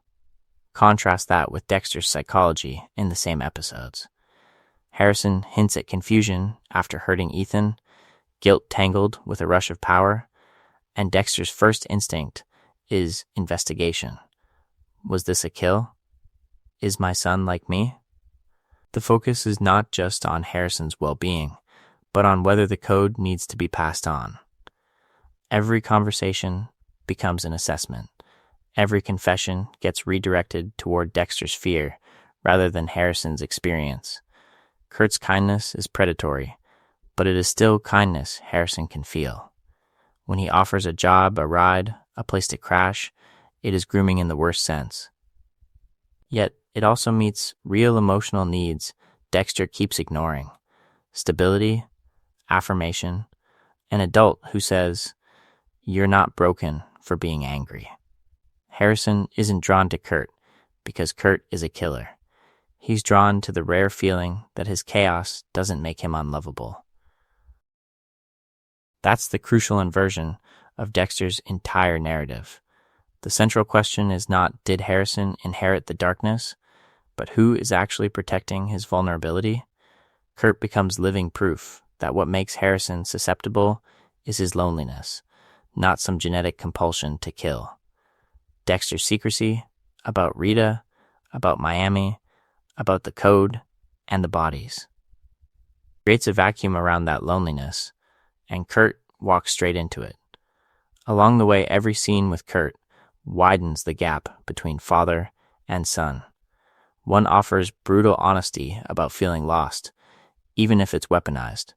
The other hides behind lies and a collapsing myth of control. And as we move forward, we'll see how that gap pushes Harrison toward a final decision Dexter never anticipates. And then the show does something very deliberate. It hands father and son the same kind of crisis and watches what they do with it. A terrified teenage girl, a predator in the woods, a small town that would rather not investigate too closely. The central question becomes, when pain walks into their orbit, do they move to rescue or to hunt? Let's kick things off with Harrison on that back road, headlights cutting through the snow when the runaway stumbles into his path. She's shaking. She's incoherent. She is exactly the kind of trauma Dexter has always treated as a crime scene waiting to be cataloged. But Harrison's first move is not assessment. It's contact. He takes off his jacket. He gets down to her level. He keeps asking if she's okay, trying to regulate her breathing before he even understands who Kurt is or what plan might be unfolding. To keep this clear, Harrison doesn't pivot to strategy or vengeance. He doesn't grab a weapon and vanish into the dark to track the shooter. He calls for help. He stays with her. He keeps her talking, grounding her in the present while adults mobilize. The focus is not just on his courage, but his emotional attunement. He reads her terror and responds with warmth, proximity, and reassurance, not with a fantasy of righteous execution. Now watch how the show mirrors that setup once Dexter realizes Kurt is the predator. Same basic threat, same town, same pattern of vanished girls. But Dexter's response is pure kill complex. He stalks Kurt with methodical precision, folds him into the code, and builds a moral alibi around his dark passenger. The girl in the diner, the trophies in the bunker, the decades of victims become justification, not relationship. He is furious on their behalf, but he is not with them. He is with his ritual. When Dexter finally has Kurt on the table, there is almost no emotional engagement with any single girl he failed to save. No curiosity about their inner lives, no sustained presence with their families. It's triage through murder, identify the monster, neutralize the threat, restore his sense of control. For Dexter, the investigation is a means to a kill room. For Harrison, that snowy roadside is a place to hold another human being together while the system catches up. Along the way, this parallel storyline becomes our cleanest diagnostic tool for Harrison's psychology. Put the same archetypal victim in front of both of them, and their default settings separate instantly. Harrison's instinct is rescue, comfort, connection. Dexter's instinct is punishment, secrecy, containment. One leans into community, the other into isolation. And that's why Dexter's attempt to map his own trajectory onto Harrison collapses here. He keeps reading protective anger as the early stages of a dark passenger, but the runaway rescue sequence exposes a different pattern. Given a live, breathing victim, Harrison stays. Dexter leaves to hunt. So when Dexter later invites Harrison into the code, into the fantasy of necessary killing, we already know the fit is wrong. The show has already told us, in action, who this kid actually is. The real tragedy is that Dexter never trusts that evidence. And nowhere is that clearer than in the one scene that should have changed everything. The night he finally tells Harrison the truth about Rita. We watch Harrison circle that question for episodes. This kid has been living with a crime scene as his origin story, a bathtub of blood he cannot remember but cannot escape. Every foster home, every school, every awkward introduction carries the same invisible footnote: my mother died. No one will tell me how. That's not just backstory. That's a long-term psychological investigation with no answers, a silent wound that keeps reopening every time Dexter dodges, minimizes, or changes the subject. So when Dexter finally talks, when he sits Harrison down and breaks the silence, it feels like we're about to get catharsis. This is the moment, right? The central question is finally on the table. But to keep this clear, we need to dissect what actually happens in that confession. Because the failure is not that Dexter keeps lying. The failure is that he weaponizes half-truth. He tells Harrison that Rita was killed by Trinity. He admits that Harrison was found in her blood. He even acknowledges that he knew Trinity, that he was hunting him. On the surface, it sounds brutally honest. Underneath, it is meticulously curated. Dexter omits that his own pattern, his own code, brought Trinity into their orbit and then kept him there. He never says, I had multiple chances to stop him and chose the hunt over your safety. Instead, he shifts the weight onto an abstract darkness, this free floating evil in the world that just happened to land on their family. Notice the language. It is about monsters out there, not the man sitting in front of Harrison. Fate, not choice. Destiny, not a decade of escalating plans that always put the kill before the people. The focus is not just on what he did, but on what he refuses to name, that Rita's death is a direct consequence of his double life, his thrill in staying close to the investigation, his belief that he could control Trinity like any other target. Harrison's reaction is not the gleeful recognition Dexter fears. There's no spark of excitement at the violence, no teach me the code rush. There is pain. There is betrayal. There is a desperate, scrambling attempt to reconcile this story with years of abandonment. If you knew all this, why did you leave me? If you were there, why wasn't I worth staying for? The questions behind his eyes are about absence, not blood. And this is the pivot point. This could have been the night Harrison steps fully onto Dexter's trajectory, the moment the dark passenger gets a successor. If Dexter had framed Rita's death as proof that the code is necessary, if he had invited Harrison into a neat, weaponized narrative of we kill so this never happens again, Harrison might have grabbed at that structure just to make sense of the chaos. Instead, Dexter's refusal to fully own his actions does something he never intends. It keeps Harrison oriented toward truth and accountability. The gap between what Dexter admits and what we know forces Harrison to keep questioning, to keep aligning himself with reality instead of fantasy. He hears the outline of a confession and feels that it is incomplete. That instinct to keep pushing, to keep demanding the whole story will eventually lead him not into Dexter's code, but into the moral line that will stop Dexter for good. In this video, we're going to keep tracking how every partial truth Dexter offers works like this, not as a bridge to connection, but as a trigger for collapse. Along the way, the pattern becomes impossible to ignore. So when Dexter finally lays out the code for Harrison, it plays less like a sacred rite and more like a desperate sales pitch. He is not just confessing, he is closing. In his mind, this is the moment the Dark Passenger 2.0 signs the contract and the family business survives. Let's kick things off with what Dexter is actually selling. He reconstructs Harry's rules like a bulletproof plan: only kill people who deserve it, verify the evidence yourself, never get caught, stalk the target, confirm the victims, prepare the kill room, leave no trace. Then, he wraps that procedure in a moral story. According to Dexter, he is a necessary predator, eliminating monsters the system can't touch, an off-the-books extension of law and order. The code, he insists, gives his compulsion structure, turns chaos into control, and transforms murder into a public service. To keep this clear, Dexter is reframing decades of homicide as reluctant heroism.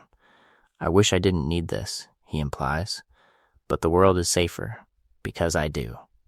The central question he keeps circling is not whether killing is wrong, but whether his targets deserve it enough to cancel out the act. It is the same psychology that carried him through every season. If the victim is bad enough, the consequences don't count. But watch Harrison in that scene. He is not leaning forward in awe.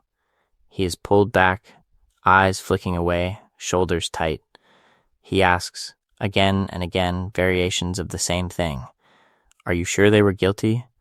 Did you ever make a mistake? Couldn't you have done something else? Each question is an investigation, not a pledge. Where Dexter wants inevitability, I had no choice, this is who we are, Harrison keeps dragging the conversation back toward choice, justice, and fairness. When Dexter calls the code their shared destiny, Harrison's responses are hesitant, half-nodded agreements that feel more like a son trying not to lose his father than an apprentice hungry for blood. He is disturbed by the kill rooms, by the trophies, by the way Dexter talks about bodies as problems solved.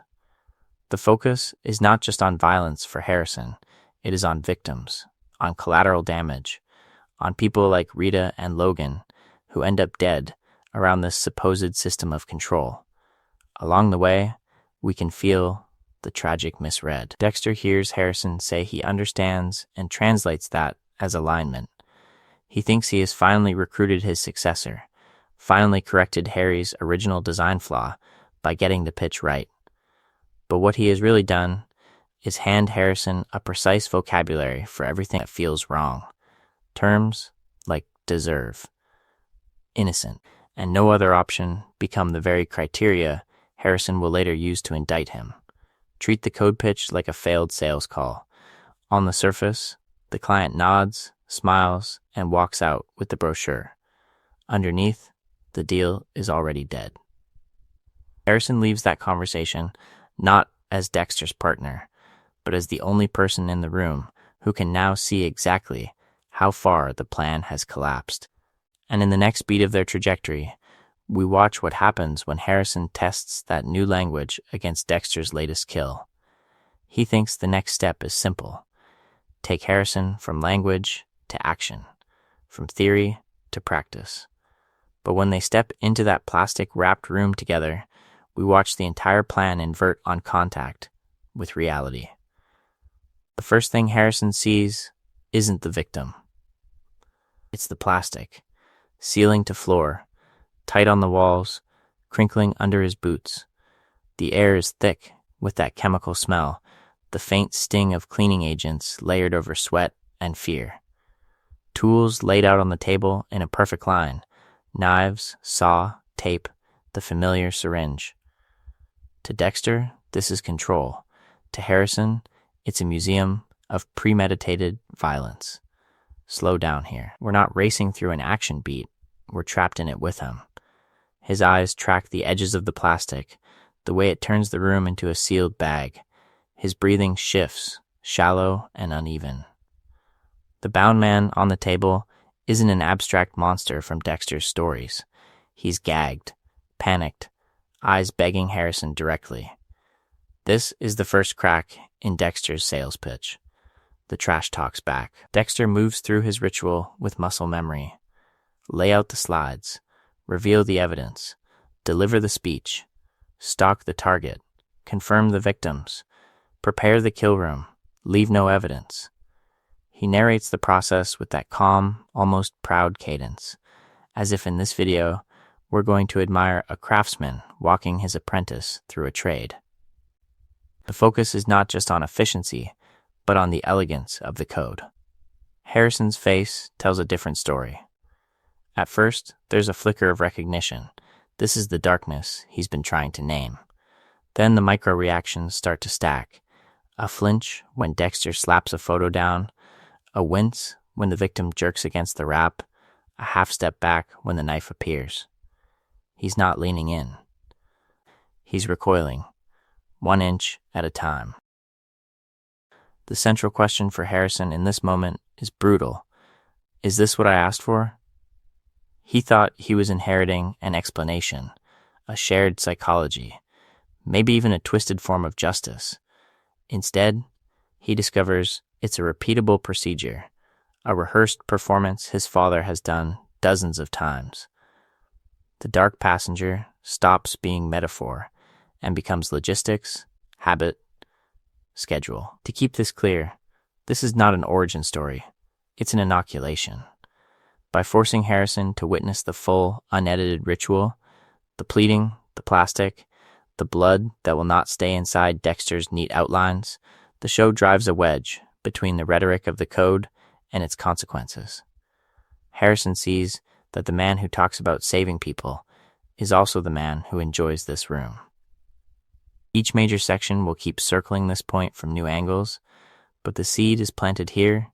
Harrison doesn't feel initiated. He feels used. And along the way to the finale, every new body, every new lie, will only make that first suffocating night in the kill room look less like a lesson, and more like the moment he knew he could never truly become his father.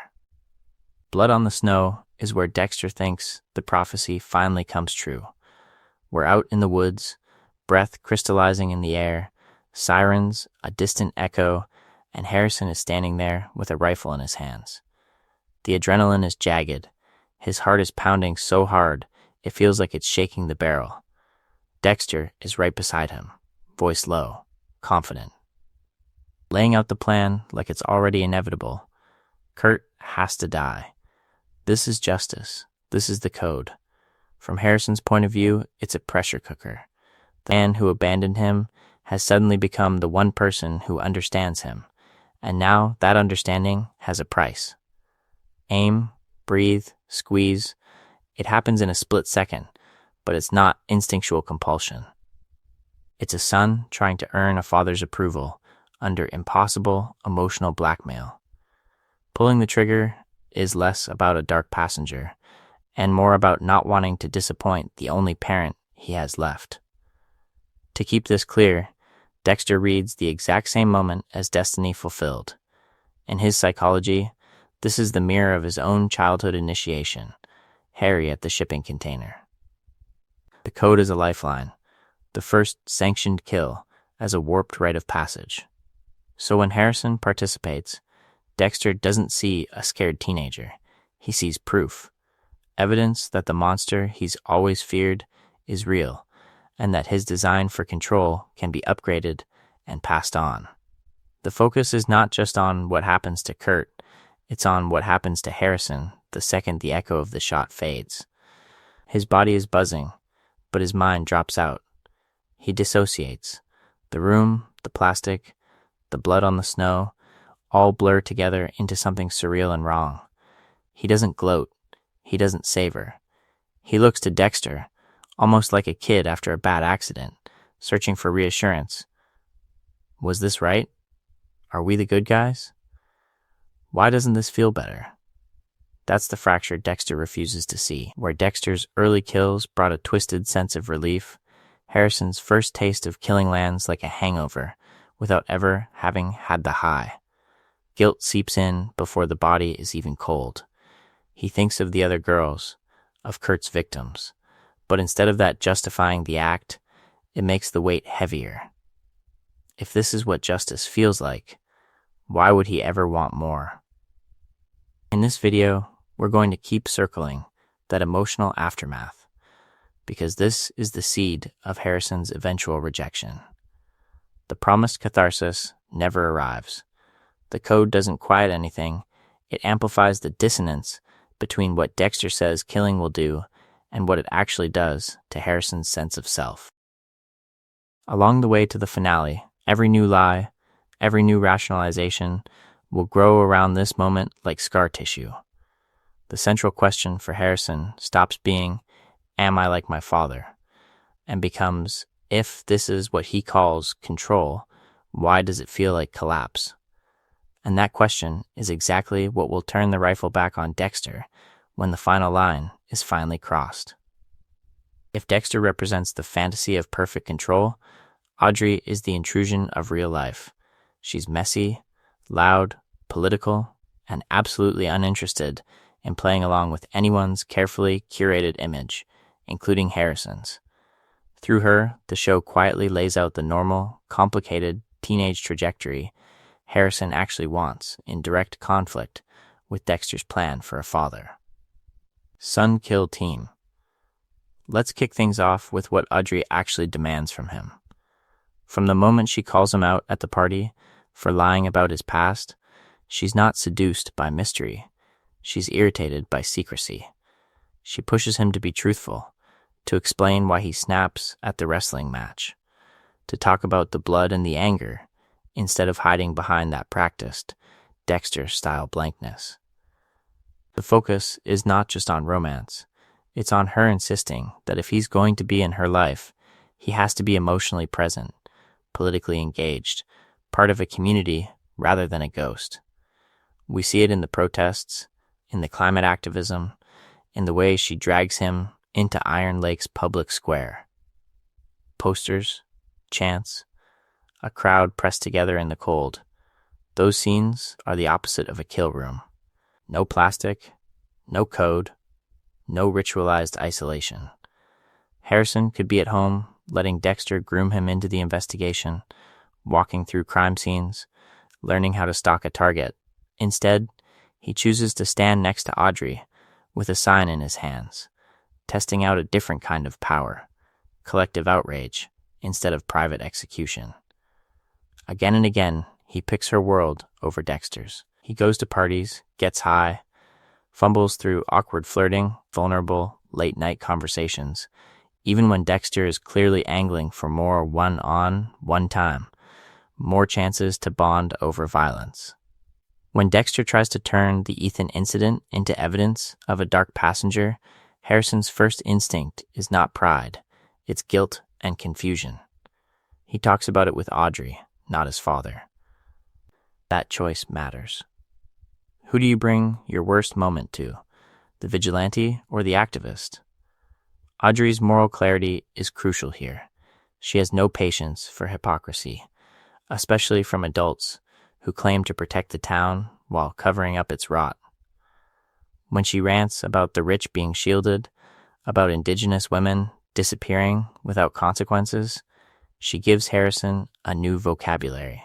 Suddenly his discomfort with Dexter's justifications has words: abuse of power, corruption, collateral damage.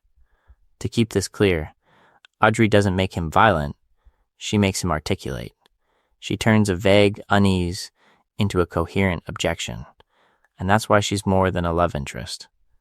She is the embodiment of an alternative future, honesty instead of lies, activism instead of vigilantism, a messy, open life instead of a secret, ritualized one. Each major section will keep circling this tension, but here's the seed. Harrison is not drifting toward Dexter's orbit, he's actively pulling away, toward Audrey's. The central question becomes unavoidable. When these two worlds finally collide, which one will Harrison choose to protect? Along the way, that normal life won't just be background color. It will become the leverage the story uses to force a catastrophic decision about who has to die for Harrison to stay on that path. And that catastrophic decision arrives faster than either of them is ready for. The moment Dexter's world and Harrison's fragile, normal life collide is not in a kill room, but in a cramped hallway with a gun, a hostage, and a plan that finally rips the mask off who Dexter really is. Dexter is cornered. Angela's investigation has closed in, his control is gone, and Logan stands between him and escape. This is where, in Dexter's mythology, the code should save him. Talk his way out, find a non-lethal workaround, preserve the innocent. Instead, he lunges. He grabs Logan, uses him as a shield, and when Logan fights back, Dexter pulls the trigger. One shot. Neck, a clean, efficient kill from a man who claims he only kills monsters. To keep this clear, Logan isn't Dokes, circling Dexter with suspicion and violent rage. He isn't LaGuerta, threatening exposure on principle. Logan is the decent cop, the wrestling coach, the guy who drove Harrison home and actually asked if he was okay. When we see his body crumpled on that cell floor, the collapse is not just physical. A genuinely good man has been sacrificed on the altar of Dexter's survival. Harrison's face, when he sees Logan, is the real turning point. No dark thrill, no shared we did what we had to do energy, just grief, shock, and that dawning horror that this death is not about justice or psychology or any higher code. It is about a father who will let anyone die as long as he walks away. Harrison kneels by Logan's body like he's at a second crime scene from his childhood, but this time the killer is standing right next to him. Dexter moves instantly into rationalization mode. It was an accident. The gun went off. Logan forced his hand. We've heard versions of this speech for 8 seasons and a revival. In this video, we're going to keep coming back to that gap between what Dexter tells himself and what actually happens when his plans hit reality. Here, Harrison refuses to live in that gap. He pushes back. Intent matters. Pattern matters. If you keep leaving innocent bodies behind, does it really matter what you meant to do? The focus is not just on a single bad call under pressure. For Harrison, this is the moment the pattern finally resolves into a clear image. From Rita to Deb to now Logan, Dexter's existence doesn't eliminate monsters. It generates new victims and new investigations. Every escape route is paved with collateral damage. So when Harrison raises that rifle, the central question is no longer will he become his father? It's will he let anyone else die to protect him? Logan's death draws a bright, irreversible line Harrison will not cross. He can live with violence against men like Kurt. He cannot live with innocent blood as a rounding error in Dexter's plan. And that moral line leaves us hanging on the only path left, if Dexter himself is now on the wrong side of it. What does Harrison have to do to stop the cycle?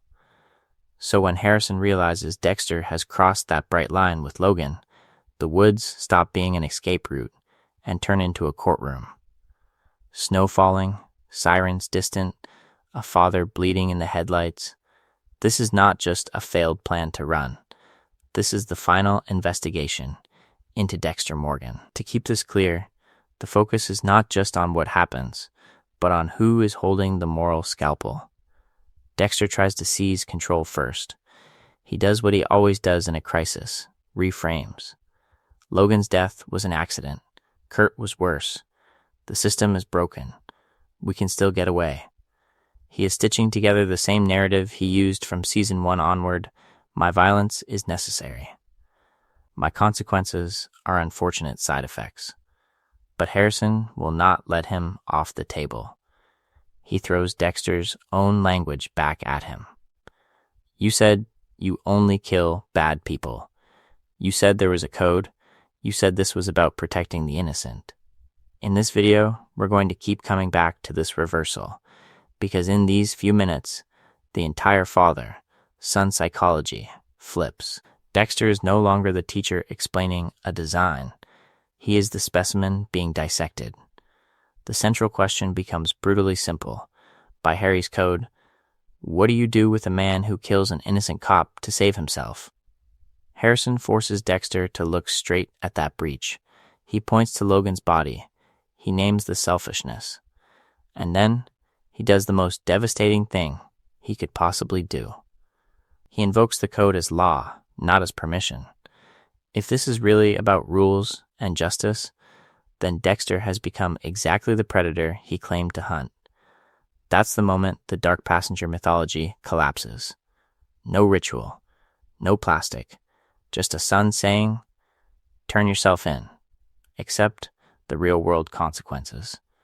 Harrison's demand is not for a new kill room or a clever cover story. He wants courts, files, handcuffs, systemic justice, not personal vengeance. How ironic is it that the boy Dexter, trained to see patterns of predation, is now insisting on a world where institutions, not hidden knives, decide guilt. Dexter, of course, tries one last pivot. He suggests they run. He leans on trauma, on the shared blood origin, on the fantasy that they are the same. But Harrison has already done the math. If we run now, how many Logans come next? How many bodies get added to keep your secret alive? Along the way, we realize Harrison isn't asking as an accomplice. He is cross-examining as a witness who refuses to be corrupted. When Harrison finally raises the rifle, it is framed like the ultimate kill room reversal. Dexter on the ground, a weapon in someone else's hand, plastic replaced by snowfall. And Dexter, for the first time, consents. He admits Harrison is right. He acknowledges that this is the only way to stop the trajectory he set in motion. Stage the scene like a courtroom drama in the snow, and the verdict is clear. Dexter's greatest failure is that he taught Harrison to see the monster so well that Harrison could finally see him. The next question is unavoidable. Once you've pulled the trigger on that myth, what future is left for the son who refused to inherit it? We end on a gunshot, but the real impact isn't the bullet. It's the choice behind it. The central question is simple and brutal. When Harrison pulls that trigger, is he becoming Dexter or finally proving he never was? On the snow, everything slows down. Harrison's hands are shaking, not with excitement, but with terror. His breath clouds the air. His voice fractures as he begs Dexter to see what he's done, to see Logan's body as more than collateral. Dexter, for once, stops reaching for a plan, a code, a justification. He lies there, exposed, and there's this awful moment of mutual recognition. They both know this is an ending, not a beginning. Dexter's nod isn't a dark knighting, it's an exhausted surrender. Harrison's tears aren't the birth of a dark passenger. They're grief for the father he needed and the monster he got. Then, watch what Harrison does next. Because this is where the psychology shatters Dexter's projection. Dexter's fantasy version of a proc would flee, vanish into the woods, start refining a ritual. Instead, Harrison immediately calls Angela. He confesses. He accepts the handcuffs before they're even on. Who voluntarily walks into an investigation if they're on the verge of becoming a serial killer? To keep this clear, every move he makes after the shot runs directly against the trajectory Dexter spent the whole season dreading. There's no thrill in Harrison's face, no rush of control, only horror at what he's been pushed to do. When Angela tells him to leave, he doesn't argue, doesn't twist it into a new code, doesn't fantasize about taking up the mantle. He takes the money, the truck, and the guilt. And he drives. That drive out of Iron Lake is loaded with symbolism. On paper, it looks like flight. But the focus is not just on the motion, it's on the direction. Dexter always ran toward his darkness. New cities, new covers, new kill rooms. Harrison is leaving the only person who truly knew him. He's not escaping accountability. Angela has already cleared him. He's stepping away from the gravitational pull of his father's world before it finishes the collapse of his own. In this video, we're going to keep returning to this pattern: concrete action versus inherited myth. Harrison's childhood mirrors Dexter's in blood, but he never formalizes that trauma into a dark passenger. He seeks teams, therapy, connection. He draws a line at Logan, at innocent life, and he enforces it even when it costs him everything. Each major section will circle this same conclusion from different angles, but the verdict is already written in that snowy clearing. Harrison does not accept the mantle. He ends it. His final choice is mercy disguised as murder, a refusal to let his father's self-justifying story claim one more season, one more son, one more life. And once the cycle is broken, we're left with a harder question. If Harrison walks away, what exactly is left of Dexter's legacy beyond the wreckage? So to answer what's left of Dexter's legacy, we have to go somewhere deceptively small: Angela Bishop's Christmas table. A cozy holiday, ugly sweaters, twinkle lights, and a turkey that's trying its best. On the surface, it's a break from the investigation and the blood. In reality, it's a live experiment in Harrison's psychology, a moral pressure cooker disguised as a family dinner.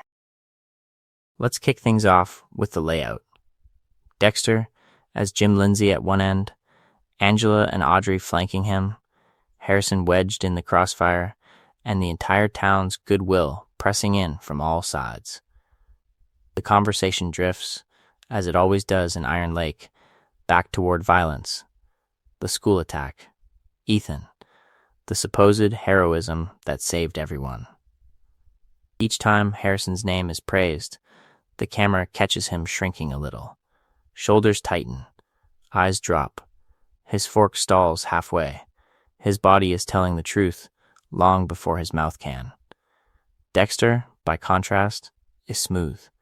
He laughs at the right moments, nudges the story just enough to keep the lie intact, and performs Jim with the same ritual precision he once brought to a kill room. For Dexter, the lie is a tool, an extension of the code, another way to maintain control over a narrative that's always threatening to collapse.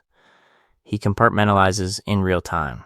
He can talk about Ethan, about violence, about Harrison's bravery, and never miss a beat. Harrison can't. When Ethan comes up, his jaw locks. When Angela calls him a hero, he looks like he's been accused of something, not honored. There's no dark passenger smoothing the edges here, no practiced dissociation. The central question at that table is simple. Does Harrison metabolize deceit the way Dexter does, or does it sit in him like poison? Every micro-reaction answers it. The lie doesn't empower him. It drains him. To keep this clear, watch what each man does with social pressure. Dexter uses it as cover, a chance to reinforce his plan, to hide the failure of his parenting behind the fantasy of a heroic son. Harrison experiences the same pressure as Waite. It pushes him toward confession, toward blurting out the truth to Audrey, toward seeking actual connection instead of doubling down on secrecy. His conscience is not a buried passenger. It's a loud, interruptive presence that keeps jamming the gears. In this video, we're going to keep coming back to scenes like this, where nothing big happens, but everything important is revealed. The Christmas table functions as a diagnostic. If Harrison were wired like Dexter, the lie would feel like a shield. proof that he belongs in the family tradition of controlled violence.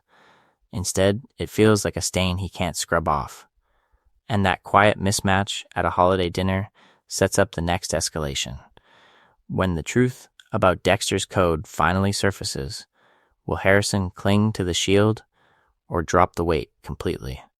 So when the weight finally drops, it doesn't land in silence. It lands in speech. The moment Dexter's code surfaces, Harrison's first instinct isn't to retreat into a private mythology. It's to start talking, to keep asking, to refuse the quiet that Dexter has always treated as sacred. Let's kick things off with those therapy sessions and late-night talks with Audrey. From the outside, they look small. A teenager in a guidance office, 2 kids on a couch after a party. But psychologically, they're the opposite of a kill room. Harrison sits there and says out loud, "I feel broken. I'm angry all the time. I don't know what's wrong with me." He doesn't name a dark passenger.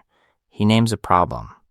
And every time, he frames it as something that might be fixed with help, not as an appetite that needs a code and a plan.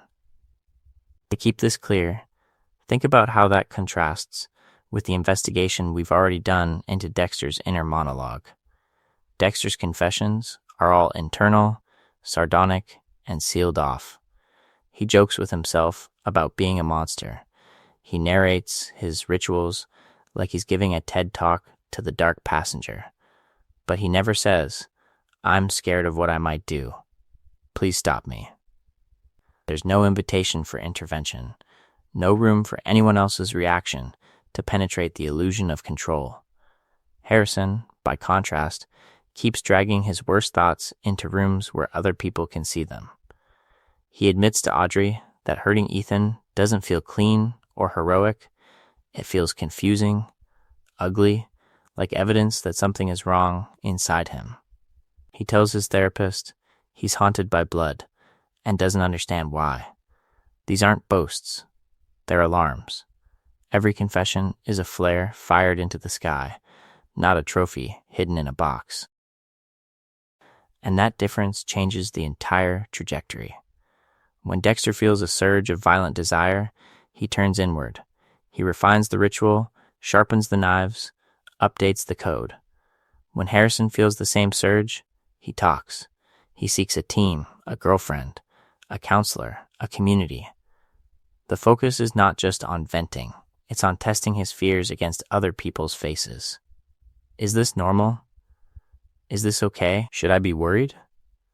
That question alone is something Dexter never truly asks. The act of confession becomes a structural safeguard. By exposing his impulses to the consequences of other people's horror, concern, or boundaries, Harrison prevents those impulses from hardening into the isolated, ritualized compulsion that defines Dexter's dark passenger. You can't build a shrine to your secret self when you keep dragging that self into the light. Along the way, we see one crucial pattern interrupt. The brief moment when Harrison does try to match Dexter's secrecy, to swallow his doubts and cosplay as the heir to the code. And the irony is brutal. The one time Harrison almost mirrors Dexter's silence. Dexter himself will accidentally push him back toward confession and toward a rejection of the entire fantasy. That's where we're headed next.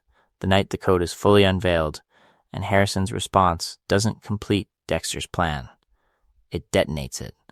So when Dexter finally stops hinting and starts teaching, this isn't just a father opening up.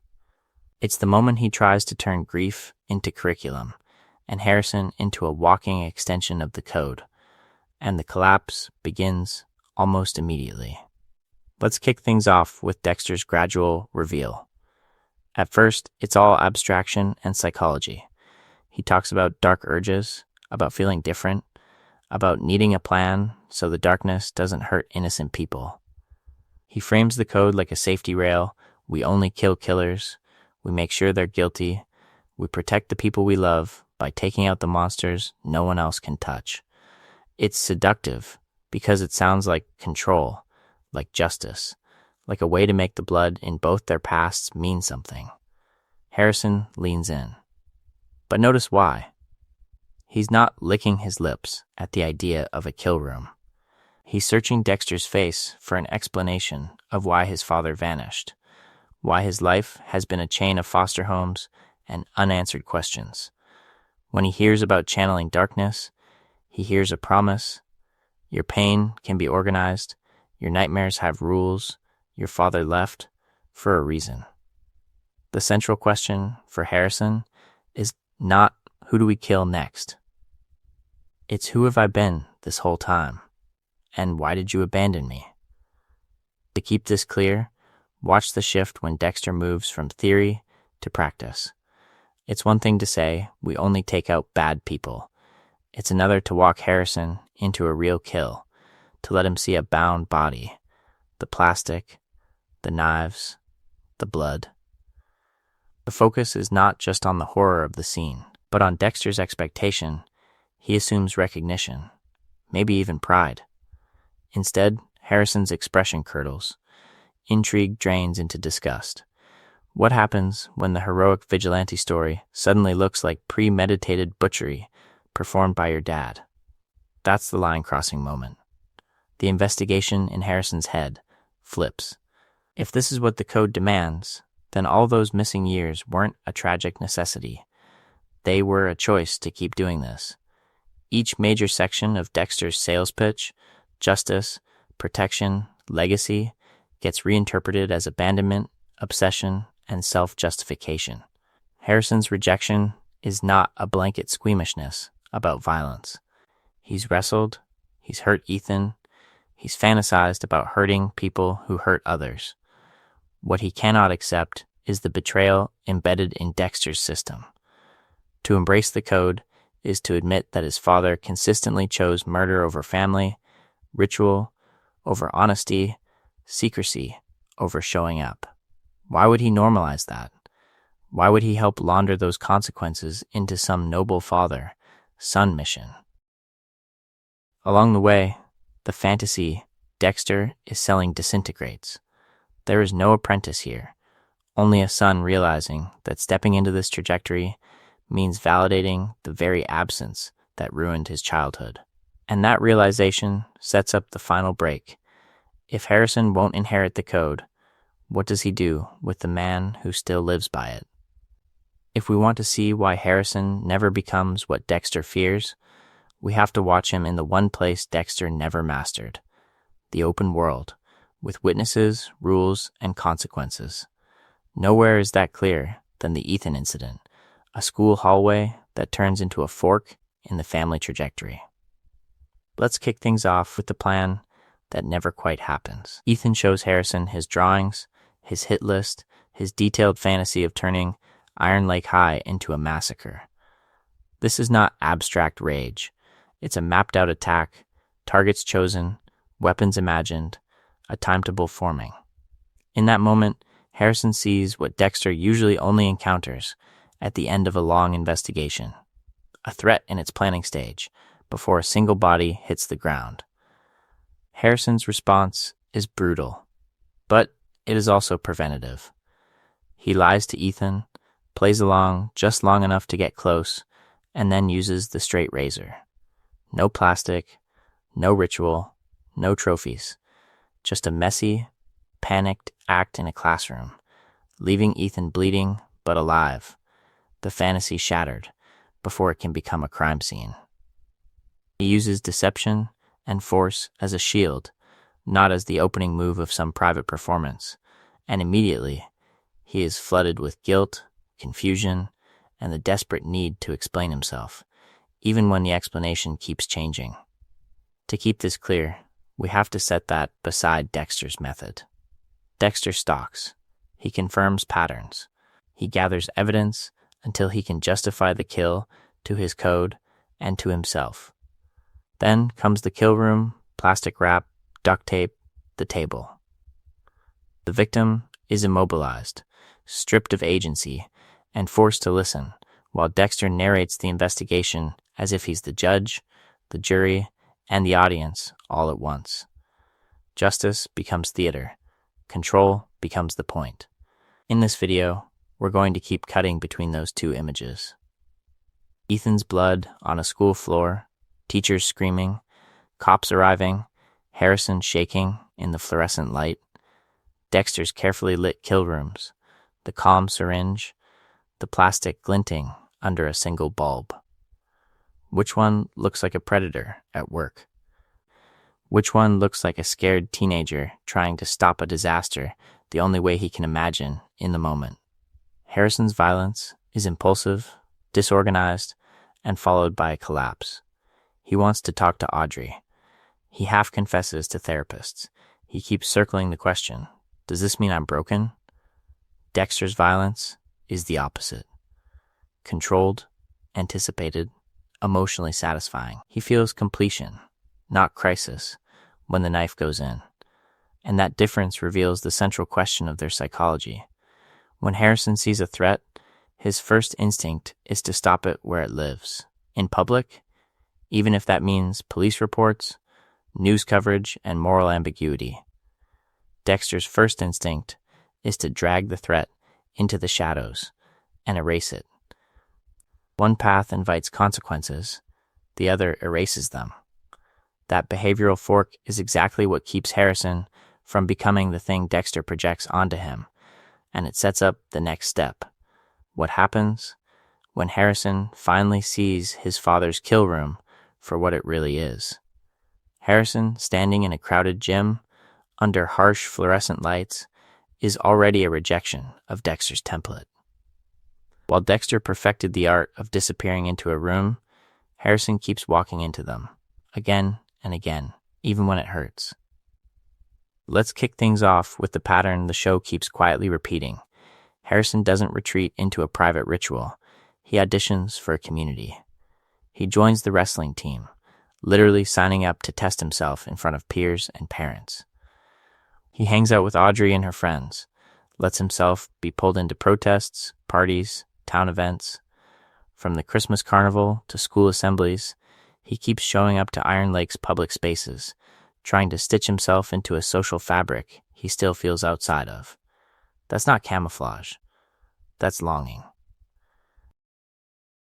To keep this clear, we have to set that against Dexter's own trajectory across both series. Dexter avoids parties, resents office celebrations, and treats every barbecue, every date night, every family gathering as a plan to be managed, rather than a lifeline to be trusted. Rita, Deb, the precinct, even Harrison himself become part of an operational cover, not a community he surrenders control to. When the investigation heat rises in Miami, Dexter's instinct is always the same. Pull away, compartmentalize, disappear into the kill room, where no one can see the collapse coming. Harrison moves in the opposite direction when he breaks. After he injures Ethan, his reaction isn't cold satisfaction. It's confusion, guilt, and a desperate need to talk. He doesn't design a new code. He texts, he shows up, he reaches for adults and peers, even when the conversations go badly. When his panic spikes, when anger and self-harm ideation surface, his reflex is to seek witnesses to his pain. How different does the psychology of a dark passenger look when every spiral is interrupted by another human being asking, "Are you okay?" The central question here is simple.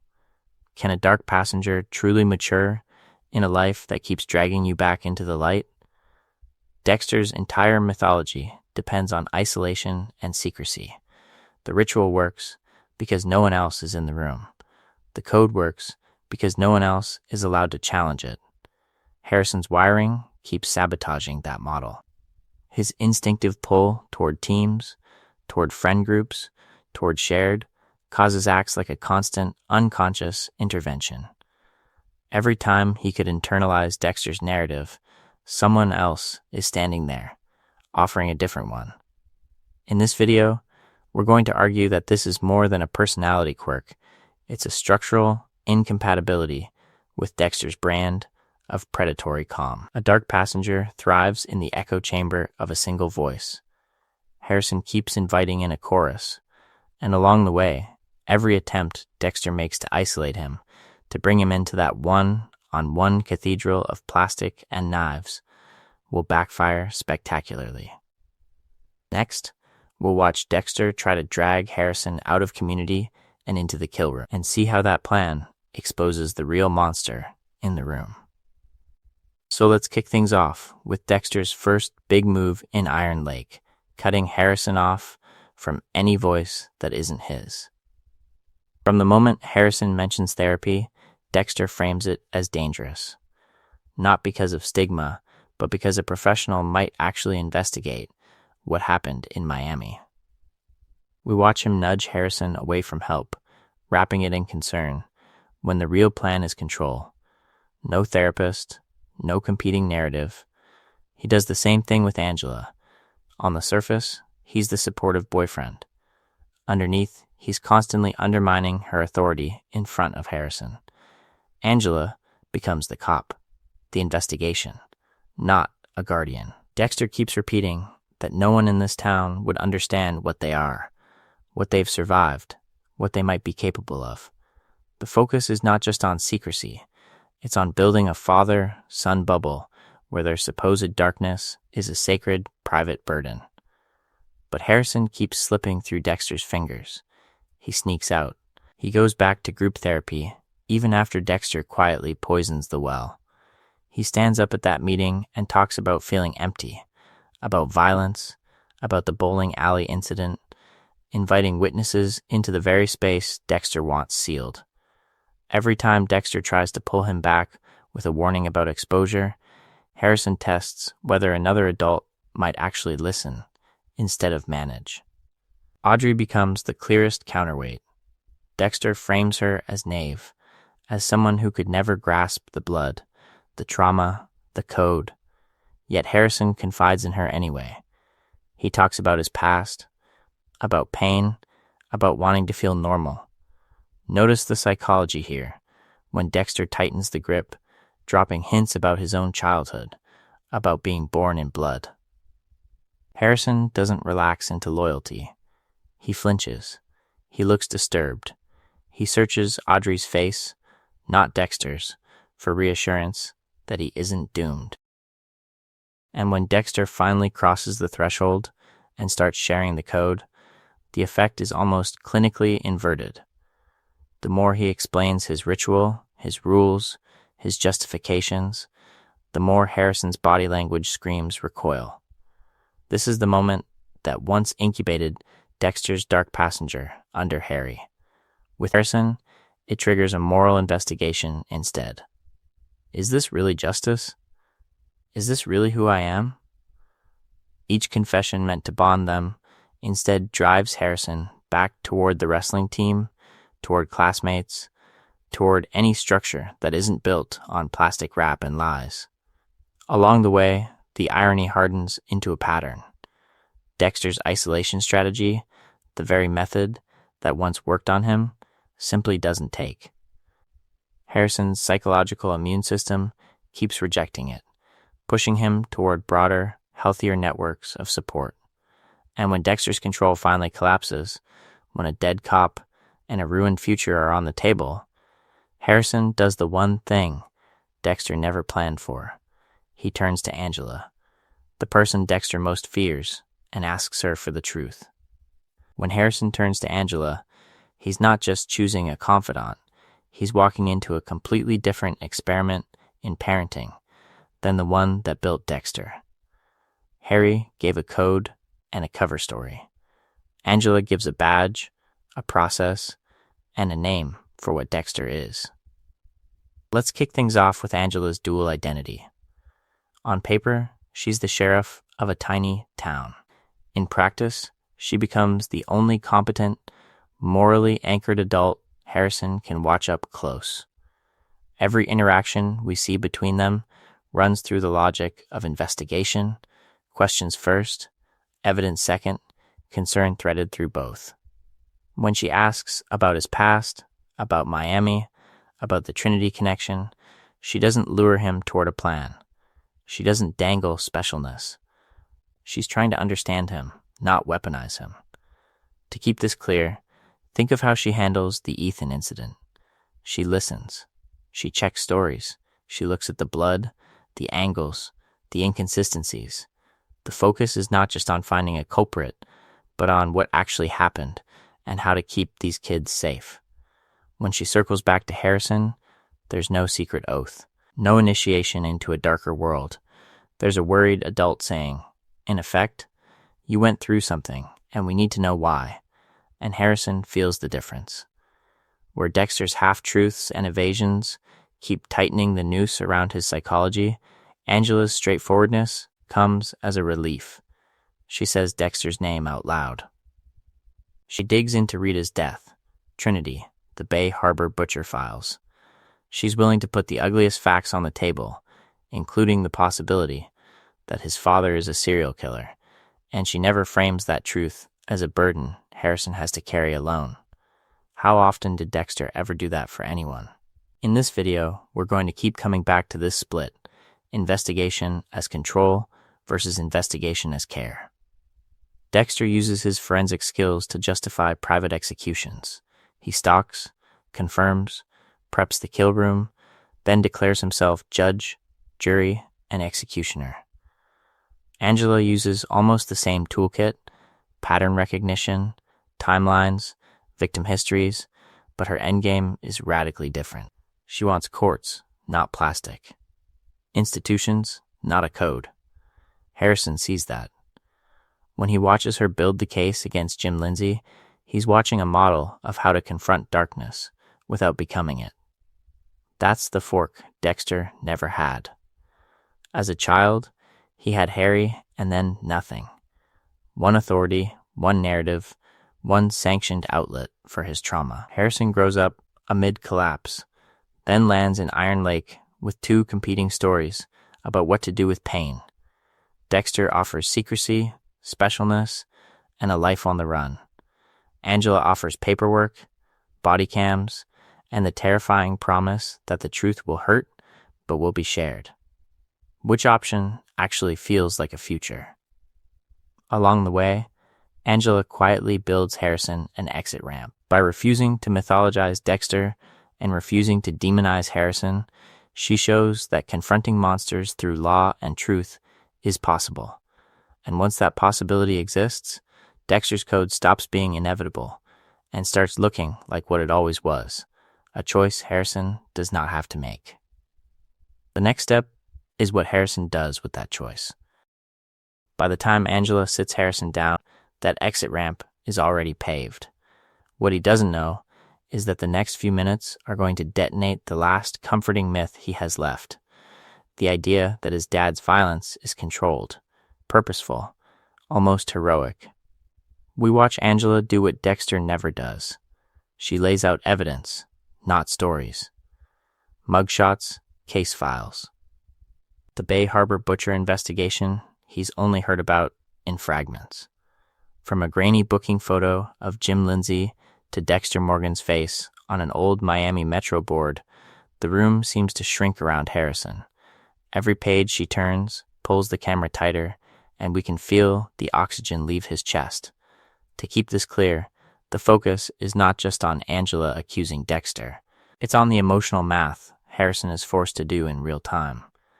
Those neat kill room narratives Dexter fed him about monsters who deserved it, they start colliding with lists of names, dates, and locations, with victims who are not all cartoonishly evil, with the sheer scale of the body count. The central question hits, if this is justice, why does it look exactly like mass murder? Harrison's reaction is crucial. He doesn't lean in, fascinated, the way Dexter once did with Harry's Code. He recoils. His eyes don't light up in recognition. They cloud over with horror, betrayal, grief. This is not a legacy being unveiled. It's a wound being reopened. Every victim's photo is another reminder that his father's plan for control has left a trail of orphans, widows, and broken siblings just like him. Now, contrast that with young Dexter in those flashbacks. Harry reveals the code, and Dexter feels relief, validation, a sense of purpose. Someone has finally named his dark passenger, and given it rules, a structure, a trajectory. That conversation is framed as a dark coming of age. Stalk, confirm, prepare. Dexter walks away, feeling less alone, convinced that his pathology can be weaponized into something righteous. Harrison's version of that scene is the mirror image. Instead of feeling seen, he feels used. Instead of gaining control, he realizes he's been living inside someone else's lie. When Dexter later tries to retrofit Harry's framework onto Harrison, explaining targets, justifying rituals, Harrison doesn't experience it as a gift. He experiences it as an alibi that has already killed too many people. And this is the pivot point. This is where he could double down and say, if my dad is a monster, so am I. The investigation has given him enough raw material to make that collapse into fatalism. But he doesn't. We watch him emotionally step back, almost physically distancing himself from Dexter, refusing to let those files, those mugshots, define his future. In this video, we're going to keep tracking that refusal. Because along the way, every new revelation pushes Harrison further from emulation and closer to judgment. The section ends with him alone, staring at a photo of one of Dexter's victims, asking himself the question that will decide everything. What does that make me? He's holding the photo, the question echoing in his head, when Dexter finally runs out of places to hide. The investigation closes in, the lies unravel, and Harrison is forced to watch the neat story of the code collapse into something uglier, messier, and far less heroic than his father ever sold him. Let's kick things off with that confrontation in Iron Lake. From Dexter's arrest, to Angela laying out the Bay Harbor butcher evidence, to Logan's body on the floor of that cell, this is the moment Harrison's psychology snaps into focus. The plan Dexter pitched, two avenging angels, one righteous mission, dies the second Harrison realizes his dad killed an innocent man just to keep control. No table, no ritual, just panic and convenience. When Harrison says he had a son, he isn't just grieving Logan, he's recognizing that anyone orbiting Dexter is disposable. So he makes a choice Dexter never did. Distance over proximity. Survival over belonging. Harrison's already lost a mother in blood. Now he's watching his father try to turn that trauma into a recruitment tool. Where Dexter once clung to Harry and the code as a lifeline, Harrison looks at that same framework and sees a direct threat to his moral survival. Staying means accepting that killing is a valid solution whenever the plan gets messy. Leaving means losing the only parent he has left. He walks anyway. To keep this clear, the focus is not just on the fact that he runs, but on where he runs. We cut between Harrison packing a bag and the ghost of Dexter's kill rooms, plastic, knives, trophies, like he's physically exiting the franchise. He isn't heading toward a cartel, a vigilante partnership, or some underground network of killers. He's heading toward a blank slate. No code. No dark passenger branding. No father insisting over and over that they are the same. Along the way, that decision inverts the entire Dexter trajectory. Young Dexter internalized Harry's lessons as destiny. You are what happened to you. Therefore, you must kill. Young Harrison hears the same pitch and refuses the inheritance. He's seen what control looks like in practice. A trail of bodies, a girlfriend endangered, a town shattered. The central question for him is brutally simple. If this is what the code produces, why would I ever trust it to guide me? And that's where the courage sits. Walking away from Dexter means walking away from power, from secret knowledge, from a twisted form of belonging that promises purpose in exchange for your conscience. Harrison fears becoming his father enough to choose absence over inheritance. Each major section of New Blood pushes him toward that edge. The final break proves he does not share Dexter's core compulsion. because when the cycle demands his participation, he opts out. The next step is even harsher, because leaving isn't the only line he draws. When the last plan Dexter makes requires a bullet, Harrison finally answers his own question about what that makes him. So when we cut to that clearing, the plan Dexter thinks he's running is already dead. Snow swallowing sound, trees standing like witnesses, Angela closing in with the weight of an entire investigation behind her, and Harrison holding the rifle between them. One pull of a trigger, two possible futures. Which one wins? Dexter treats it like another controlled scenario. He walks Harrison through the script: shoot me, make it clean, I'll die the way I lived, by the code.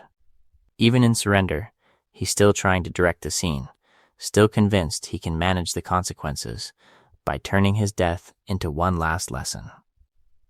If Harry weaponized Dexter's trauma, Dexter now tries to weaponize Harrison's love.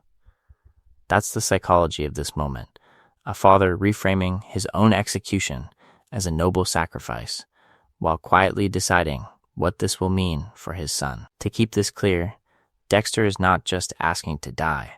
He is asking Harrison to accept that killing him is the only way to avoid becoming him.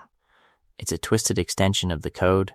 If you have darkness, you must channel it through violence, even when the target is your own father. The focus is not just on the bullet, but on the narrative Dexter is still selling. You're broken. I broke you. The only way out is blood. Does that sound like protection or control dressed up as martyrdom? And then we watch Harrison break the pattern in real time. He doesn't snap into cold efficiency. He shakes. He cries. He negotiates. He insists that if he does this, Angela has to be called. The body has to be found. The truth has to be told. He brings law, confession, and consequence into a space Dexter has spent 10 seasons turning into a vacuum of accountability. In this video, we're going to keep returning to this. Harrison is obsessed with not getting away with it. That's the exact opposite trajectory of Dexter's entire life. Look at the conditions Harrison lays out. No escape route, no clever frame job, no new identity. He forces Dexter to say Logan's name, admit that this wasn't the code, it was panic and failure. He won't let his father die as the righteous hunter. He makes him die as the man who killed an innocent cop, because his carefully curated world finally collapsed. That insistence is moral, not murderous. So when the rifle finally cracks through the snow, it is not the birth of a new Bay Harbor butcher. It's a cremation. Harrison isn't stepping into Dexter's shoes, he's burning them, choosing a single, tragic act to end the cycle rather than start a new season of it. Along the way, he anchors the moment in procedure. Hands up when Angela arrives. Immediate surrender. No lies about what happened. The central question shifts from, is Harrison a killer, to what does he do after the killing? His answer is simple. He walks toward consequence, not away from it. And that choice is going to reshape how we read every earlier sign of darkness the show planted in him.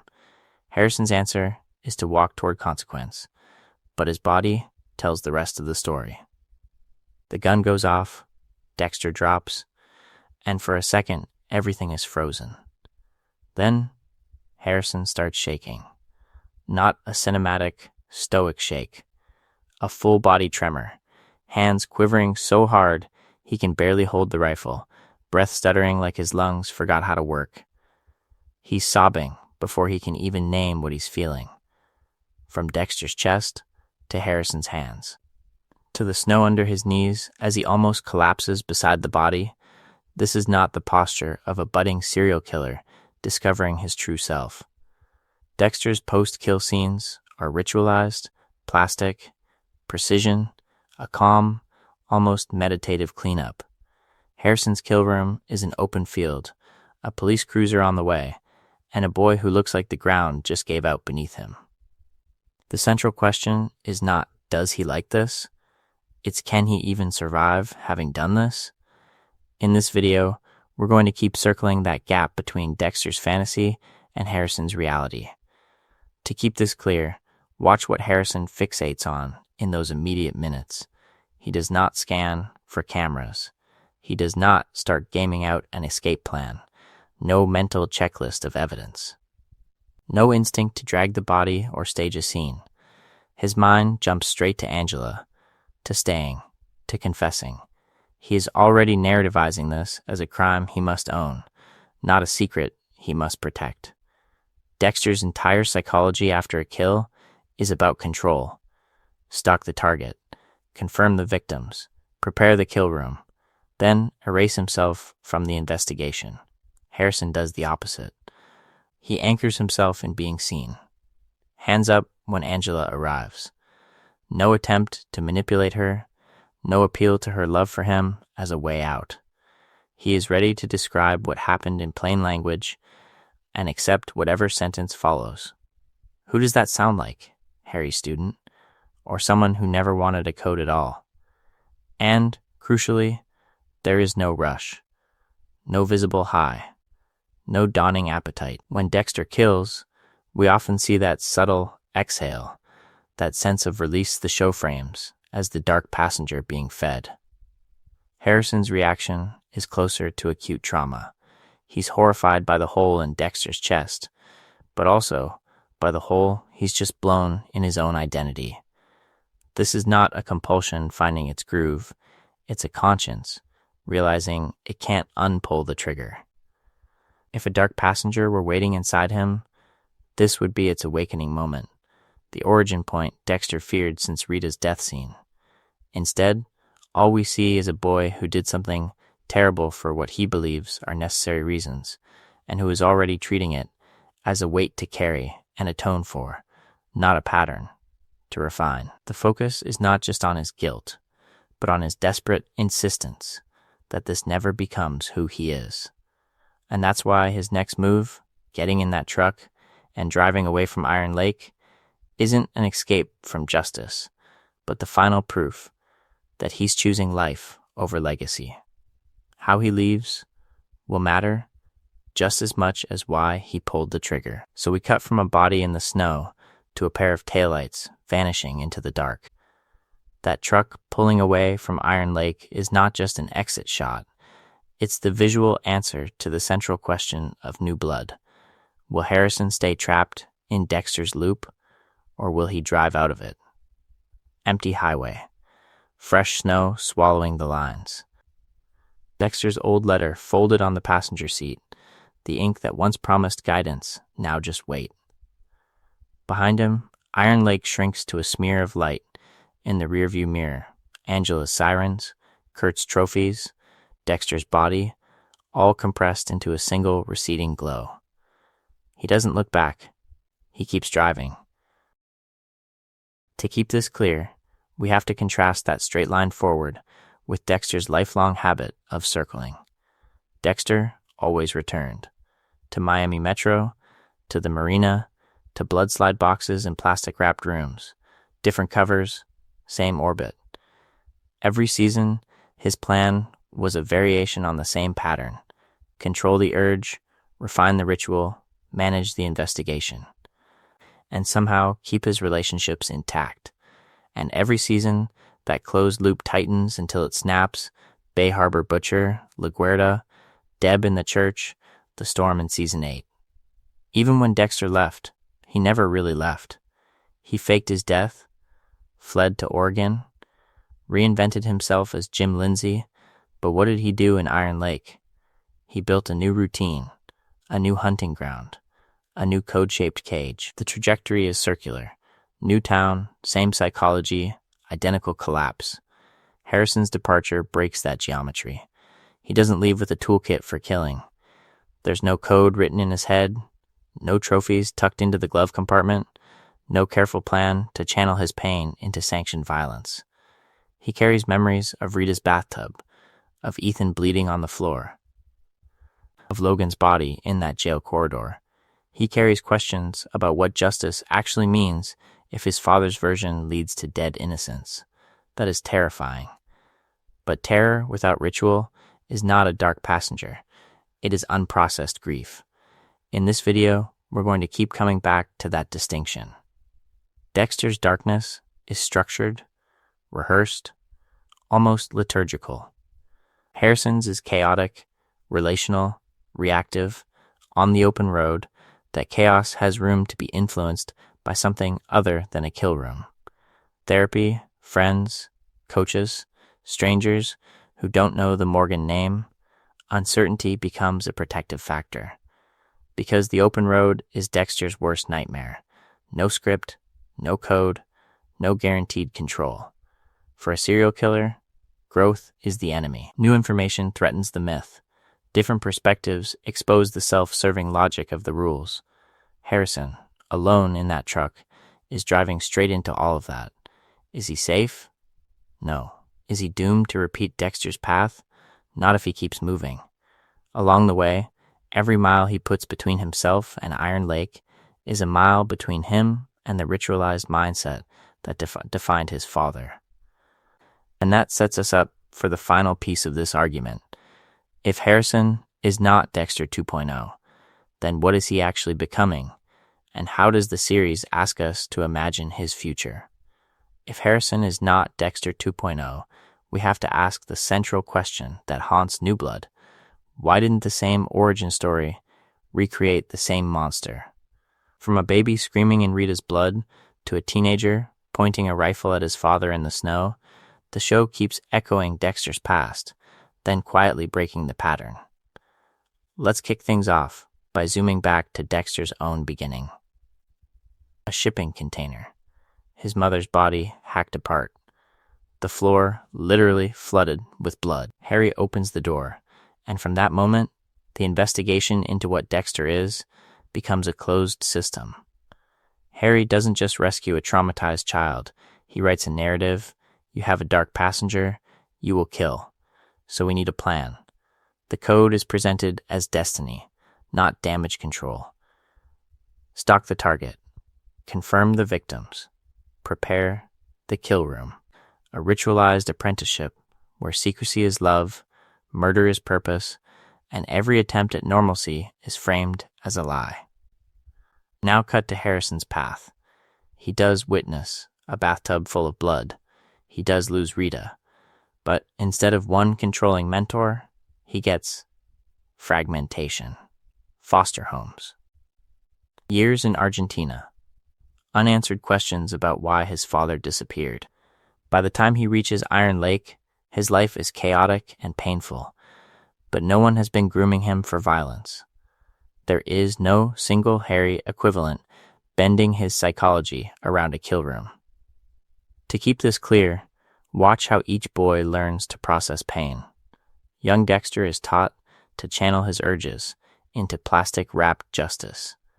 No therapy, no open conversation, just slides, knives, and a father who turns murder into a twisted form of bonding. Harrison, by contrast, keeps drifting toward community. He joins the wrestling team. He bonds with Audrey.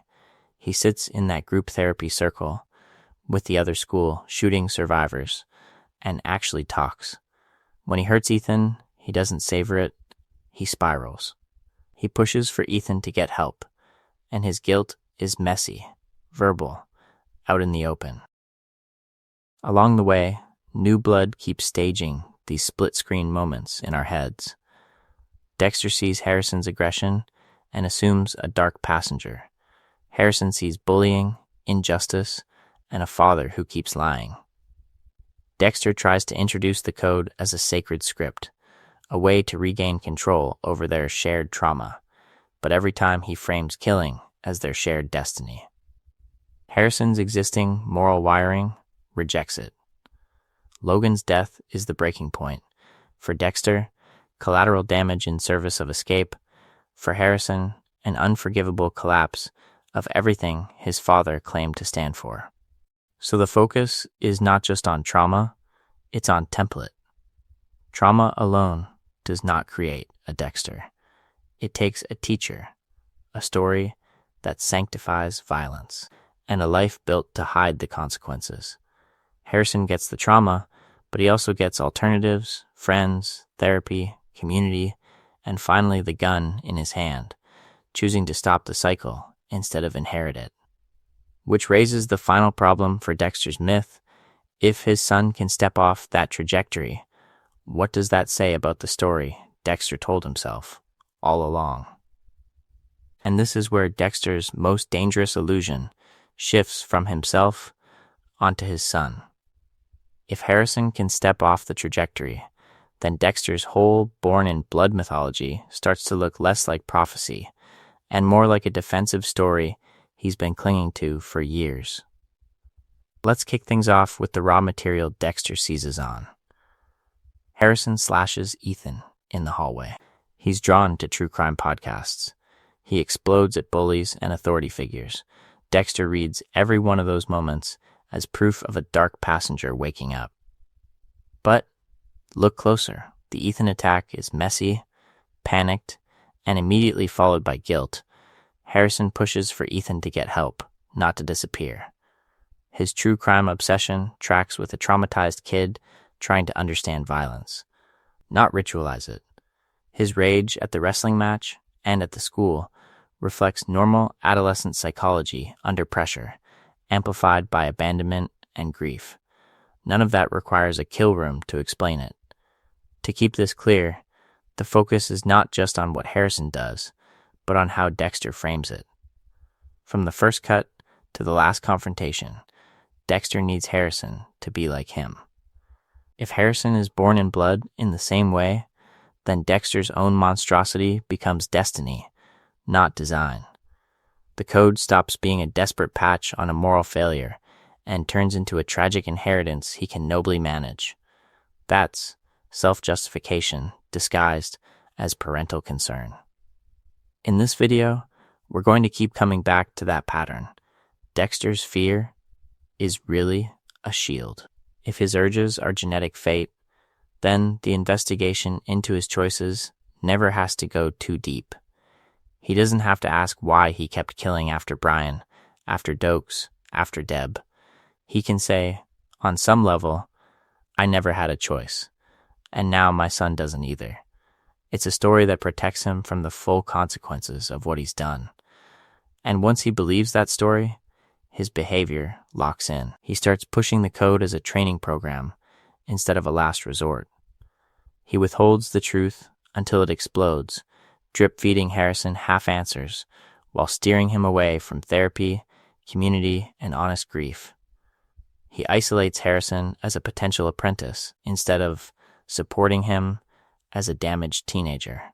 Ironically, those exact plans increase Harrison's distress, his volatility, his resemblance to the thing Dexter fears. The projection creates the symptoms that seem to confirm it. That's the collapse in real time. But Harrison never fully buys it.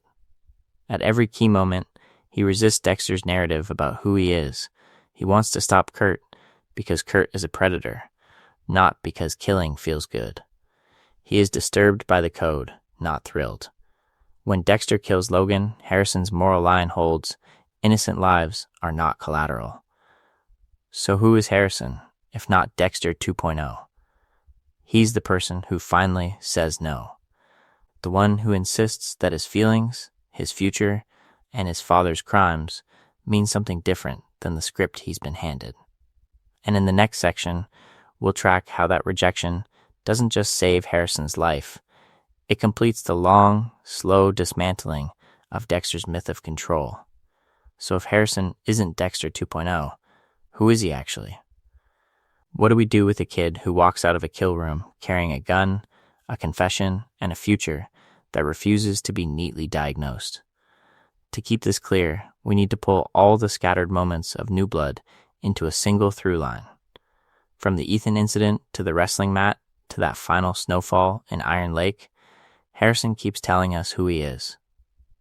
He hurts Ethan, lies about it, and then almost immediately spirals into guilt, pushing for the school to take Ethan's pain seriously. He joins the wrestling team, not as a cover for stalking, but because he wants to belong. He opens up in therapy. He bonds with Audrey. Again and again, when the plan could have been secrecy and isolation, his instinct is community and confession.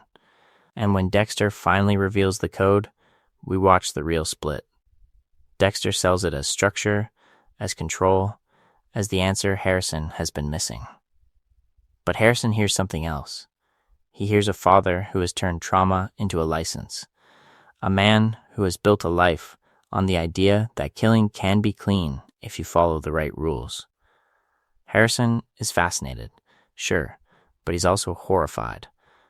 The central question for him is not how do I refine this power, but how do I live with the knowledge that my dad is a serial killer. In this video, we're going to keep returning to that distinction. Dexter experiences his dark passenger as an inevitability that needs a code. Harrison experiences his own violent impulses as a problem that needs an exit. His fantasies of hurting bullies, his thrill in taking down Kurt Caldwell's trophies, even his attraction to vigilante justice are framed as temptations he's testing, not an identity he's embracing. That's why Logan's death is the breaking point. Dexter treats it as a regrettable but acceptable consequence. Harrison sees an innocent man, a coach who believed in him. Shot in the face to preserve a secret. The code collapses in a single gunshot. Harrison's entire psychology snaps into focus. If this is where Dad's rules lead, then the rules are the problem. So Harrison does the one thing Dexter never could. He refuses the inheritance. He doesn't take the cabin. He doesn't keep the slides. He doesn't stay in Iron Lake to refine a better version of the code. He pulls the trigger on Dexter, then gets in the truck and drives into an investigation-free horizon with nothing but his trauma, his guilt, and the possibility that he might write a different script. Harrison never becomes what Dexter feared because, at every crucial junction, his trajectory bends toward empathy, truth, and escape. He confesses instead of compartmentalizing. He seeks teams instead of tables wrapped in plastic. He walks away from the darkness, even when it has his father's face. And the focus is not just on what he's done, but on the terrifying, hopeful blank space of what he might do next. What kind of man grows out of that snow-covered crossroads? The show leaves that unanswered on purpose, inviting us to imagine futures that don't end in plastic and blood.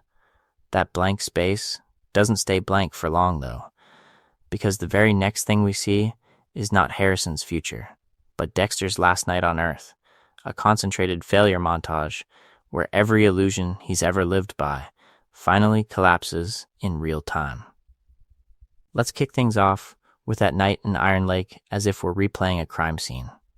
Dexter's cabin is no longer a sanctuary, it's an active investigation waiting to happen. Angela has the titanium screw, the Bay Harbor butcher file, the blood patterns. His plan to hide as Jim Lindsay has disintegrated. His code has already been bent to justify killing Matt Caldwell. Ben snapped completely when he murders Logan, an innocent cop, just to escape. From a syringe in the wrong arm to a bullet in the wrong man, every safeguard Harry taught him is broken. No careful stalking, no clean separation between predator and bystander, no control. This is Dexter's operational, relational, and existential failure, all converging in one night. The central question becomes brutally simple. When everything falls apart, who is he really? In these final hours, Dexter is cornered, but he's still narrating his life like he's the hero of the story. He tells himself he's killing to protect Harrison, that if they can just get out of Iron Lake, the two of them can reboot the code, refine the plan, start a new trajectory somewhere else. He reframes Logan's death as a necessary sacrifice. He edits reality on the fly, the psychology of a man who cannot admit that he's the problem the investigation keeps circling. To keep this clear, we have to place Harrison right beside him, because Harrison is the living mirror the show holds up to that narrative. Standing over Logan's body, Harrison doesn't see strategy. He sees a coach who believed in him. A man with a son of his own. Blood on the snow that didn't need to be there. His empathy spikes exactly where Dexter's shuts down. Harrison has his own trauma. He was born in a bathtub of blood, abandoned by the father who promised never to leave. He's hurt Ethan. He's fantasized about violence. But when Dexter finally unveils the code like a dark inheritance, Harrison doesn't harden into pride. He flinches. He asks why innocent people keep dying around a man who claims he only kills monsters. That question is the real investigation New Blood is running. In this video, we're going to keep coming back to this moment, because this is Harrison's first, fully autonomous choice. No Harry, no code, no scripted dark passenger. He can follow Dexter into the spiral, accept the lie that more killing will fix the consequences of killing, or he can step away. And he steps away by pulling the trigger. That shot is the paradox of the finale. Dexter's worst night, the total collapse of his myth of control, becomes Harrison's clearest proof that he is not the monster his father feared. Each major section will build from this pivot, asking what kind of life can grow out of a decision like that, and whether walking away from the table is the only real version of the code that ever worked. To keep this clear, we have to go back to the moment the fantasy finally breaks in front of Harrison's eyes. Concrete bars, fluorescent light, Logan's worried face framed by the cell door as he tries, one last time, to help Jim Lindsay do the right thing. This is not a kill room. This is a police station. And Dexter's plan is falling apart in real time. Dexter starts with control. He stages the injury, demands Logan's gun, pushes for an exit instead of a conversation. When Logan refuses, the struggle snaps into place fast.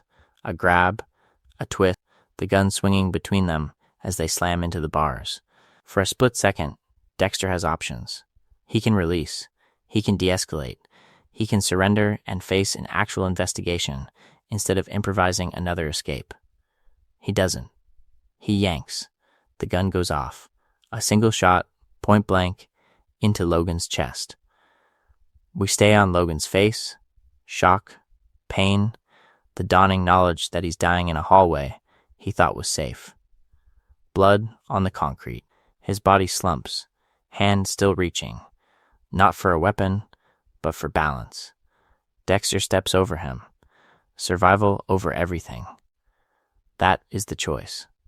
In this video, we're going to keep returning to that shot because it is the first time Harrison sees the dark passenger without the protective filter of the code. This is not a serial killer, not a torturer of children, not a predator Dexter can frame as deserving. Logan is a wrestling coach, a single dad, a man who tried to mentor Harrison and get him into a different trajectory than his father's. The focus is not just on who dies, but on how utterly impossible it is to spin this as justice. Watch Harrison's reaction when he arrives. He doesn't clock the logistics of the escape. He doesn't admire the plan. His eyes go straight to Logan on the ground, mouth open, chest still. The horror is immediate because Harrison has context. This is the man who drove him to practice, who joked with him in the gym, who actually listened. While Dexter starts reaching for language, accidents, necessity, no choice, Harrison centers Logan's humanity. Coach, father, good man. That's the fracture. Up to this point, Harrison has been ambivalent, pulled between the thrill of shared darkness and the promise of the code as a kind of brutal, contained justice. But Logan's death is the one line he will not cross. If being his father's son means accepting a good man's body as collateral damage, then the central question flips. Why would he want that inheritance at all? Along the way, Dexter has told himself that Harrison needs guidance, that without the code, he'll collapse into chaos. Logan's blood on the floor proves the opposite. The code is the chaos. Harrison's internal compass rejects it the second it touches an innocent life, and that rejection is what will drive his final decision in the snow. And if this is the moment Harrison walks away from the myth, what does he walk toward instead? He walks toward something Dexter has never allowed himself: the plain, uncamouflaged truth. No ritual, no code, just language that cuts through the myth. In the clearing, when Harrison finally speaks, he doesn't say, "You went too far," or "You made a mistake." He says, "You killed an innocent man." He calls Logan innocent. He calls what happened murder. Those are the exact words Dexter has spent an entire life dodging, with phrases like taking out the trash, bad people, the code. Harrison, without Harry in his ear, performs the cleanest psychological investigation in the entire series just by naming what he's seen. To keep this clear, listen to how the conversation fractures. Dexter scrambles for control. He insists Logan's death was an accident, a necessity, a tragic byproduct of a greater good. He frames it as part of the plan to escape, as if the hostage situation and the broken neck are just unfortunate logistics on the way to righteous survival. We've heard this rhythm before. Every season, Dexter rebrands his failures as sacrifices. Every body is a step toward safety. Every collapse is secretly proof the code works. But Harrison doesn't buy the rebrand. He doesn't slide into the dark passenger's logic, doesn't accept the idea that one dead cop is the price of stopping Kurt or protecting their future. Instead, he aligns himself with Logan, with Deb, with every person who never signed up to be a piece on Dexter's board. The central question in that moment is simple. Whose side are you on when control shatters? A true dark passenger would close ranks around Dexter's story. Harrison does the opposite, and, paradoxically, he does it because he loves him. The more he loves Dexter, the more brutally honest he becomes. That's the paradox that holds us in place. He's not condemning a stranger, he's refusing to lie for his father. When he says, "You're a serial killer," there's no thrill, no hero worship, no apprentice energy. It's a verdict, a sentence pronounced out loud, so the cycle can't hide behind euphemism anymore. In this video, we're going to keep coming back to that language shift, because the focus is not just on what Dexter does, but on how the words around those actions either expose or conceal the consequences. Harry gave Dexter a vocabulary that turned murder into maintenance. Harrison rejects that vocabulary in a single night. No dark passenger, no code, just responsibility. And that's the psychological firewall Dexter never had. As a child, he absorbed Harry's framing before he ever had the tools to question it. Harrison, arriving late to the truth, brings a fully formed moral compass to the scene. Each major section will show how that compass refuses to bend, even when bending would save his only parent. So, if Harrison can see through the myth this clearly, why doesn't he become the monster Dexter always feared? That's where his different trajectory really starts to matter. And nowhere does that different trajectory come into sharper focus than in the snow, with a rifle between father and son. This is the moment people point to and say, "See? Harrison crossed the line. Like father, like son." But if we slow the scene down, frame by frame, the central question shifts. Is this a birth of a killer, or the burial of one? Dexter is already cornered when they reach that clearing, not just by Angela's investigation, but by Harrison's disgust. Logan is dead. The code is exposed as a moving target. The fantasy of control has finally collapsed. And Dexter, for once, doesn't spin a new plan. He listens. He hears Harrison say that innocent people keep paying for his dark passenger. And we watch something unprecedented. Dexter agrees. He admits Harrison is right. Then he does something even more radical. He hands over power. He literally positions Harrison as judge and executioner, and he asks to die. To keep this clear, the focus is not just on who pulls the trigger, but on the frame the show builds around it. This is not a hunt. No stalking, no trophies, no plastic, no ritual. There's no table, no slide, no careful segmentation of the victim's sins to justify the knife. It is a mercy execution of a man who finally recognizes that the monster hunter identity was a lie, that he has become the very predator he once claimed to filter. When Dexter guides Harrison's aim to his chest, he isn't inducting him into the code. He is dismantling it. Look at Harrison's body language. He's sobbing. His hands are shaking so badly he can barely keep the rifle up. His breathing is ragged, his face twisted, not in hunger, but in horror. This is not the cool, ritualized calm we've seen across season after season of Dexter's kills, where his psychology narrows into focus and everything slows down. Harrison keeps begging for another way, for Dexter to turn himself in, for any plan that doesn't end with blood on the snow. The gunshot is a last resort, not a secret thrill. And then comes the crucial divergence. After the shot, Harrison doesn't flee into the shadows.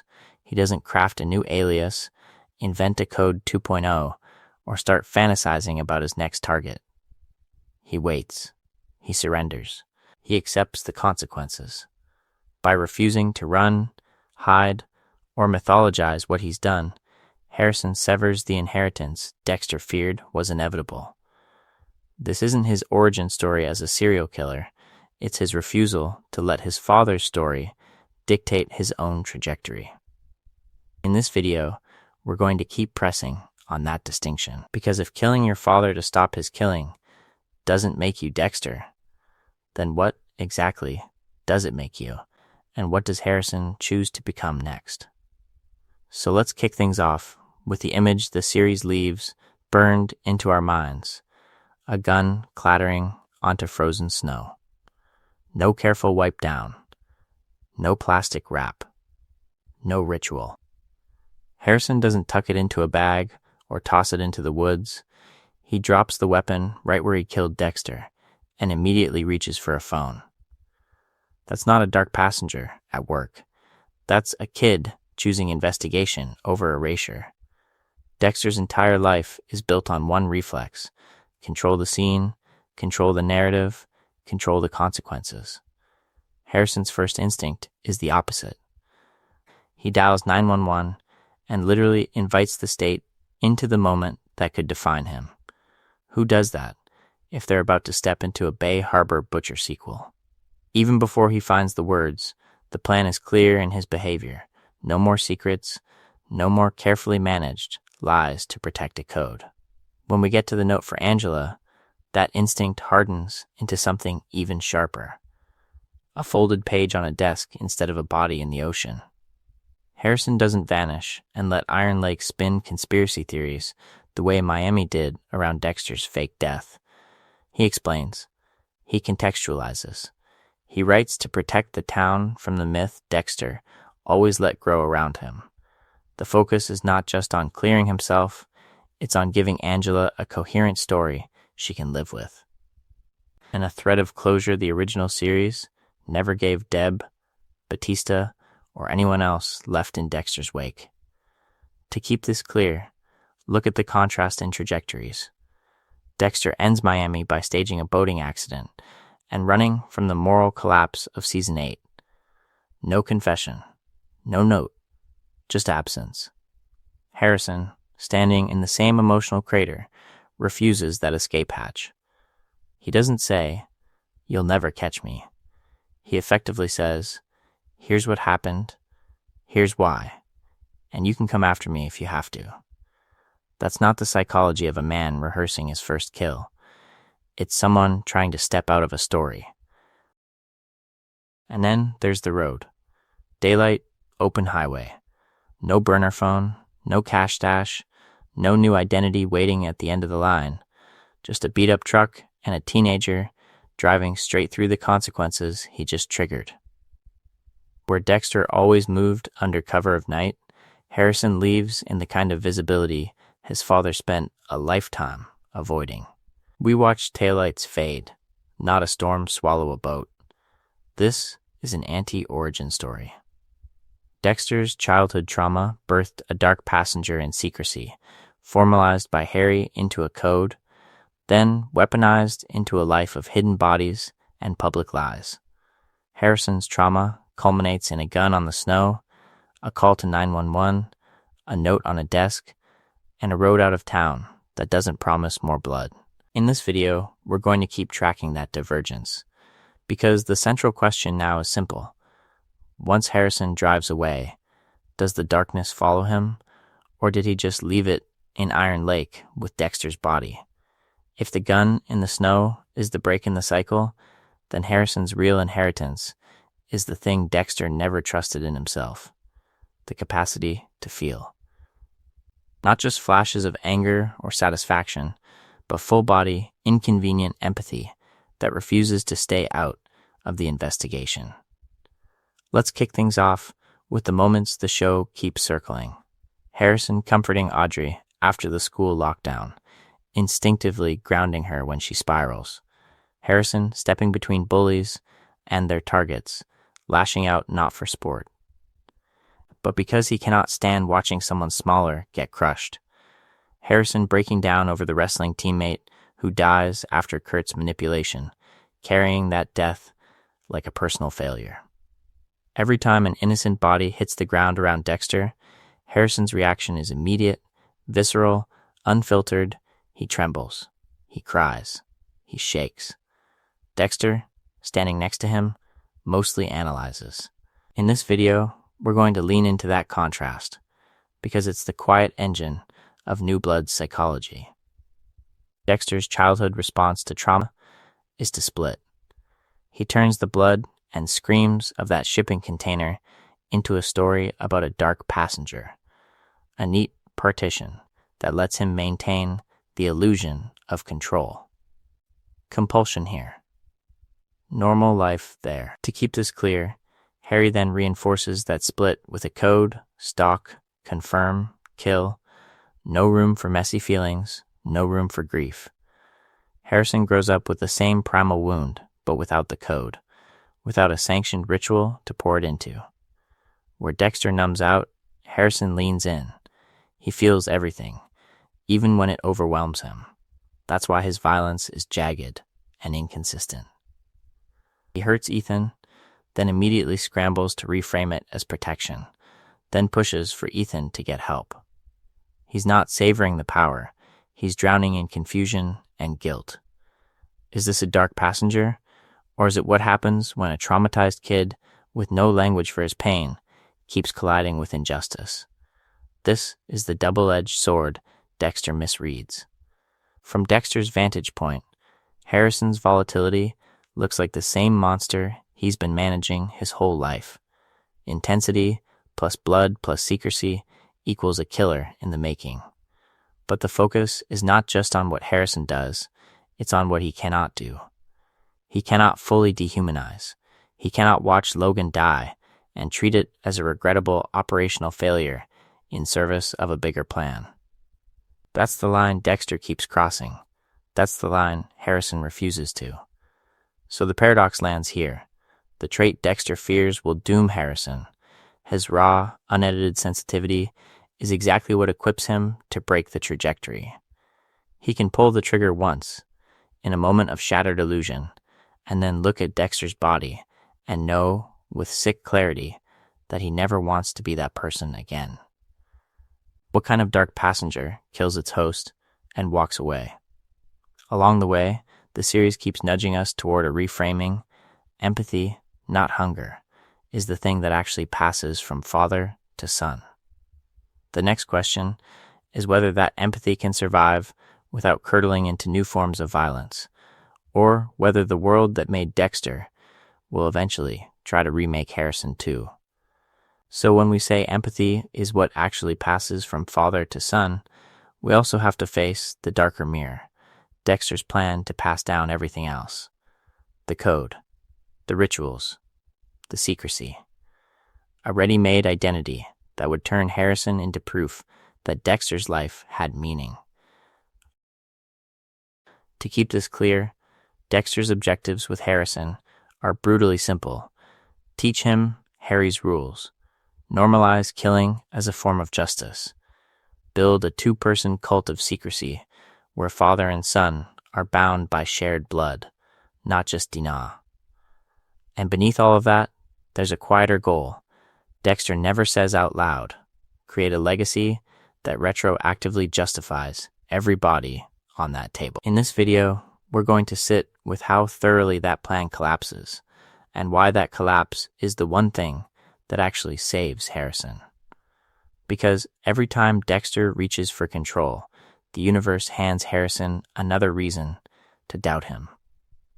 Look at the code first. On paper, it's the stabilizing story: we only kill killers, we never hurt the innocent. We are different from the monsters we hunt. Then Logan dies.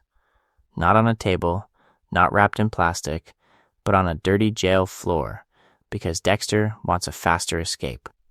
One broken neck, and the entire psychology of the code is exposed as a self-serving lie. Harrison sees it instantly. If the code can be thrown out the second it's inconvenient, what is it except permission? The secrecy fails just as completely. Angela's investigation doesn't just catch up to Dexter, it walks straight through the fantasy that they can live as ghosts in Iron Lake. Bay Harbor butcher evidence, missing persons, drugged captives in a cabin, every layer of Dexter's new life peels back at once. Harrison isn't being initiated into a clean, hidden world. He's watching his father's mythology disintegrate under fluorescent lights and police reports. And then there's the bond itself. Dexter sells their connection as radical honesty. No more lies, no more masks. But he withholds Deb's death, Rita's real story, the full Miami trajectory of betrayal and collateral damage. Harrison learns the truth in fragments from other people in crisis. What kind of sacred partnership is built on selective confession and strategic omissions? Here's the central question. What does that do to a potential dark passenger? For a murderous identity to take root, it needs a stable narrative to live in. Harry gave Dexter that, "You were born wrong, I will train you, the code will keep you safe." Harrison never gets that stability. He gets contradictions. He gets a father who calls killing a calling, then panics when Harrison hurts Ethan and pushes for therapy instead of a kill room. Along the way, every failed lesson opens a crack.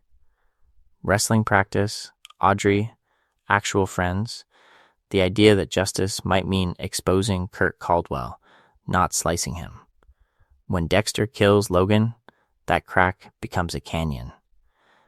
Harrison's moral line is clear. If the code demands innocent blood, the code is the problem. Dexter experiences this as paternal failure. Harrison experiences it as liberation. The more Dexter's plan falls apart, the more Harrison is forced to invent his own ethics, his own future, unshackled from a script that never quite made sense. And that sets up the final, brutal decision that turns legacy into something Dexter never anticipated. So when we finally hit that last snowfall in Iron Lake, we can answer the central question outright. Harrison never becomes what Dexter feared, because his trauma is processed in relationship, not in a kill room.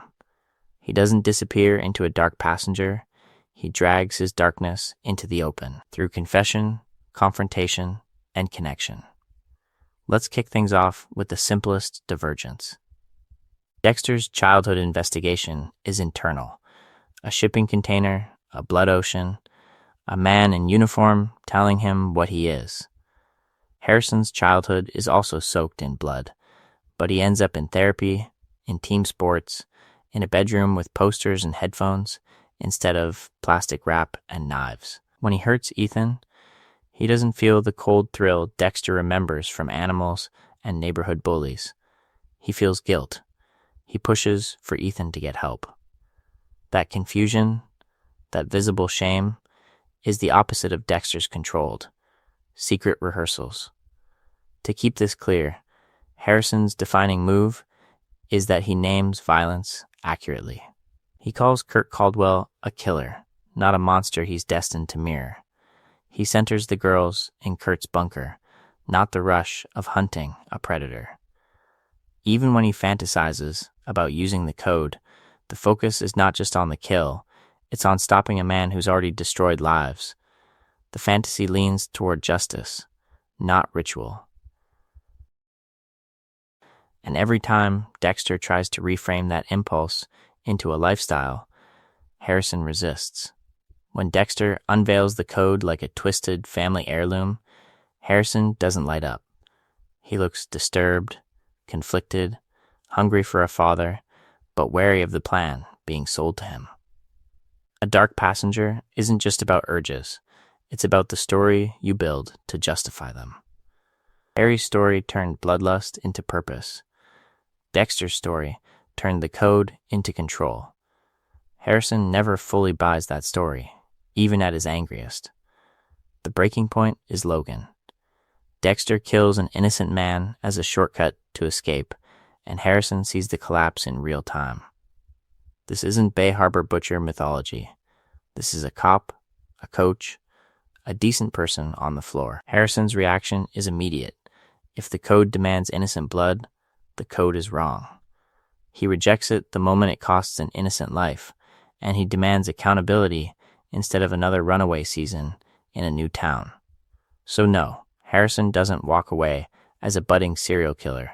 He walks away as a damaged, grieving teenager whose defining trait is willingness to feel, to grieve, to pull the trigger on his own father to stop the cycle. He chooses consequences over escape, empathy over control. Along the way, the show quietly answers Dexter's lifelong fear with brutal irony. The monster he was most afraid of creating never actually existed. Which raises the next problem we have to face. If Harrison isn't the legacy, then what, exactly, did Dexter leave behind? If Harrison isn't the legacy, then what did Dexter actually leave behind? Not a proc, a question. A living, breathing challenge to the idea that we're doomed to reenact the worst thing that ever happened to us. From a baby sitting in a pool of Rita's blood to a teenager standing in the snow with a gun on his father, Harrison's life tracks like a modern myth about inheritance. Trauma in, violence out. That's the plan the universe seems to write for him.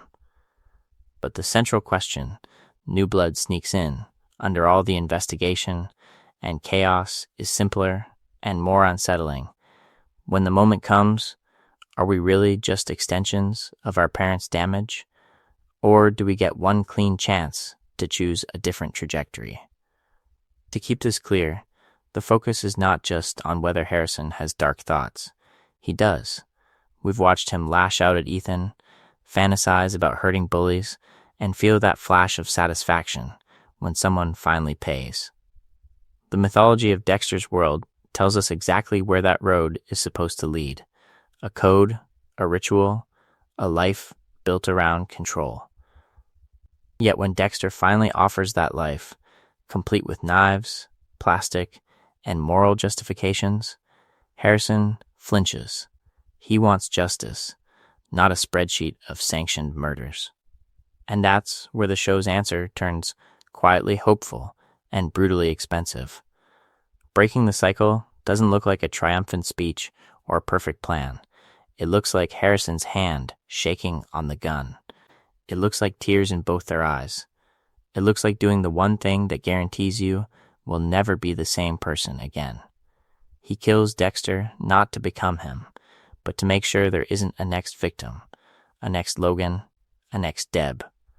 The cost of that choice will follow him forever, but so will the fact that he made it. Along the way, we're pushed to rethink what a monster even is in this universe.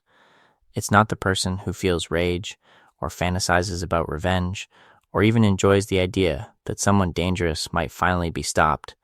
It's the person who builds an entire life around protecting those urges from any truth that might interrupt them. Harry's code, Dexter's rituals, the lies, the kill rooms, the constant effort to stay ahead of every investigation, that's the architecture of monstrosity here. Not the impulse, but the infrastructure. Which brings us back to us.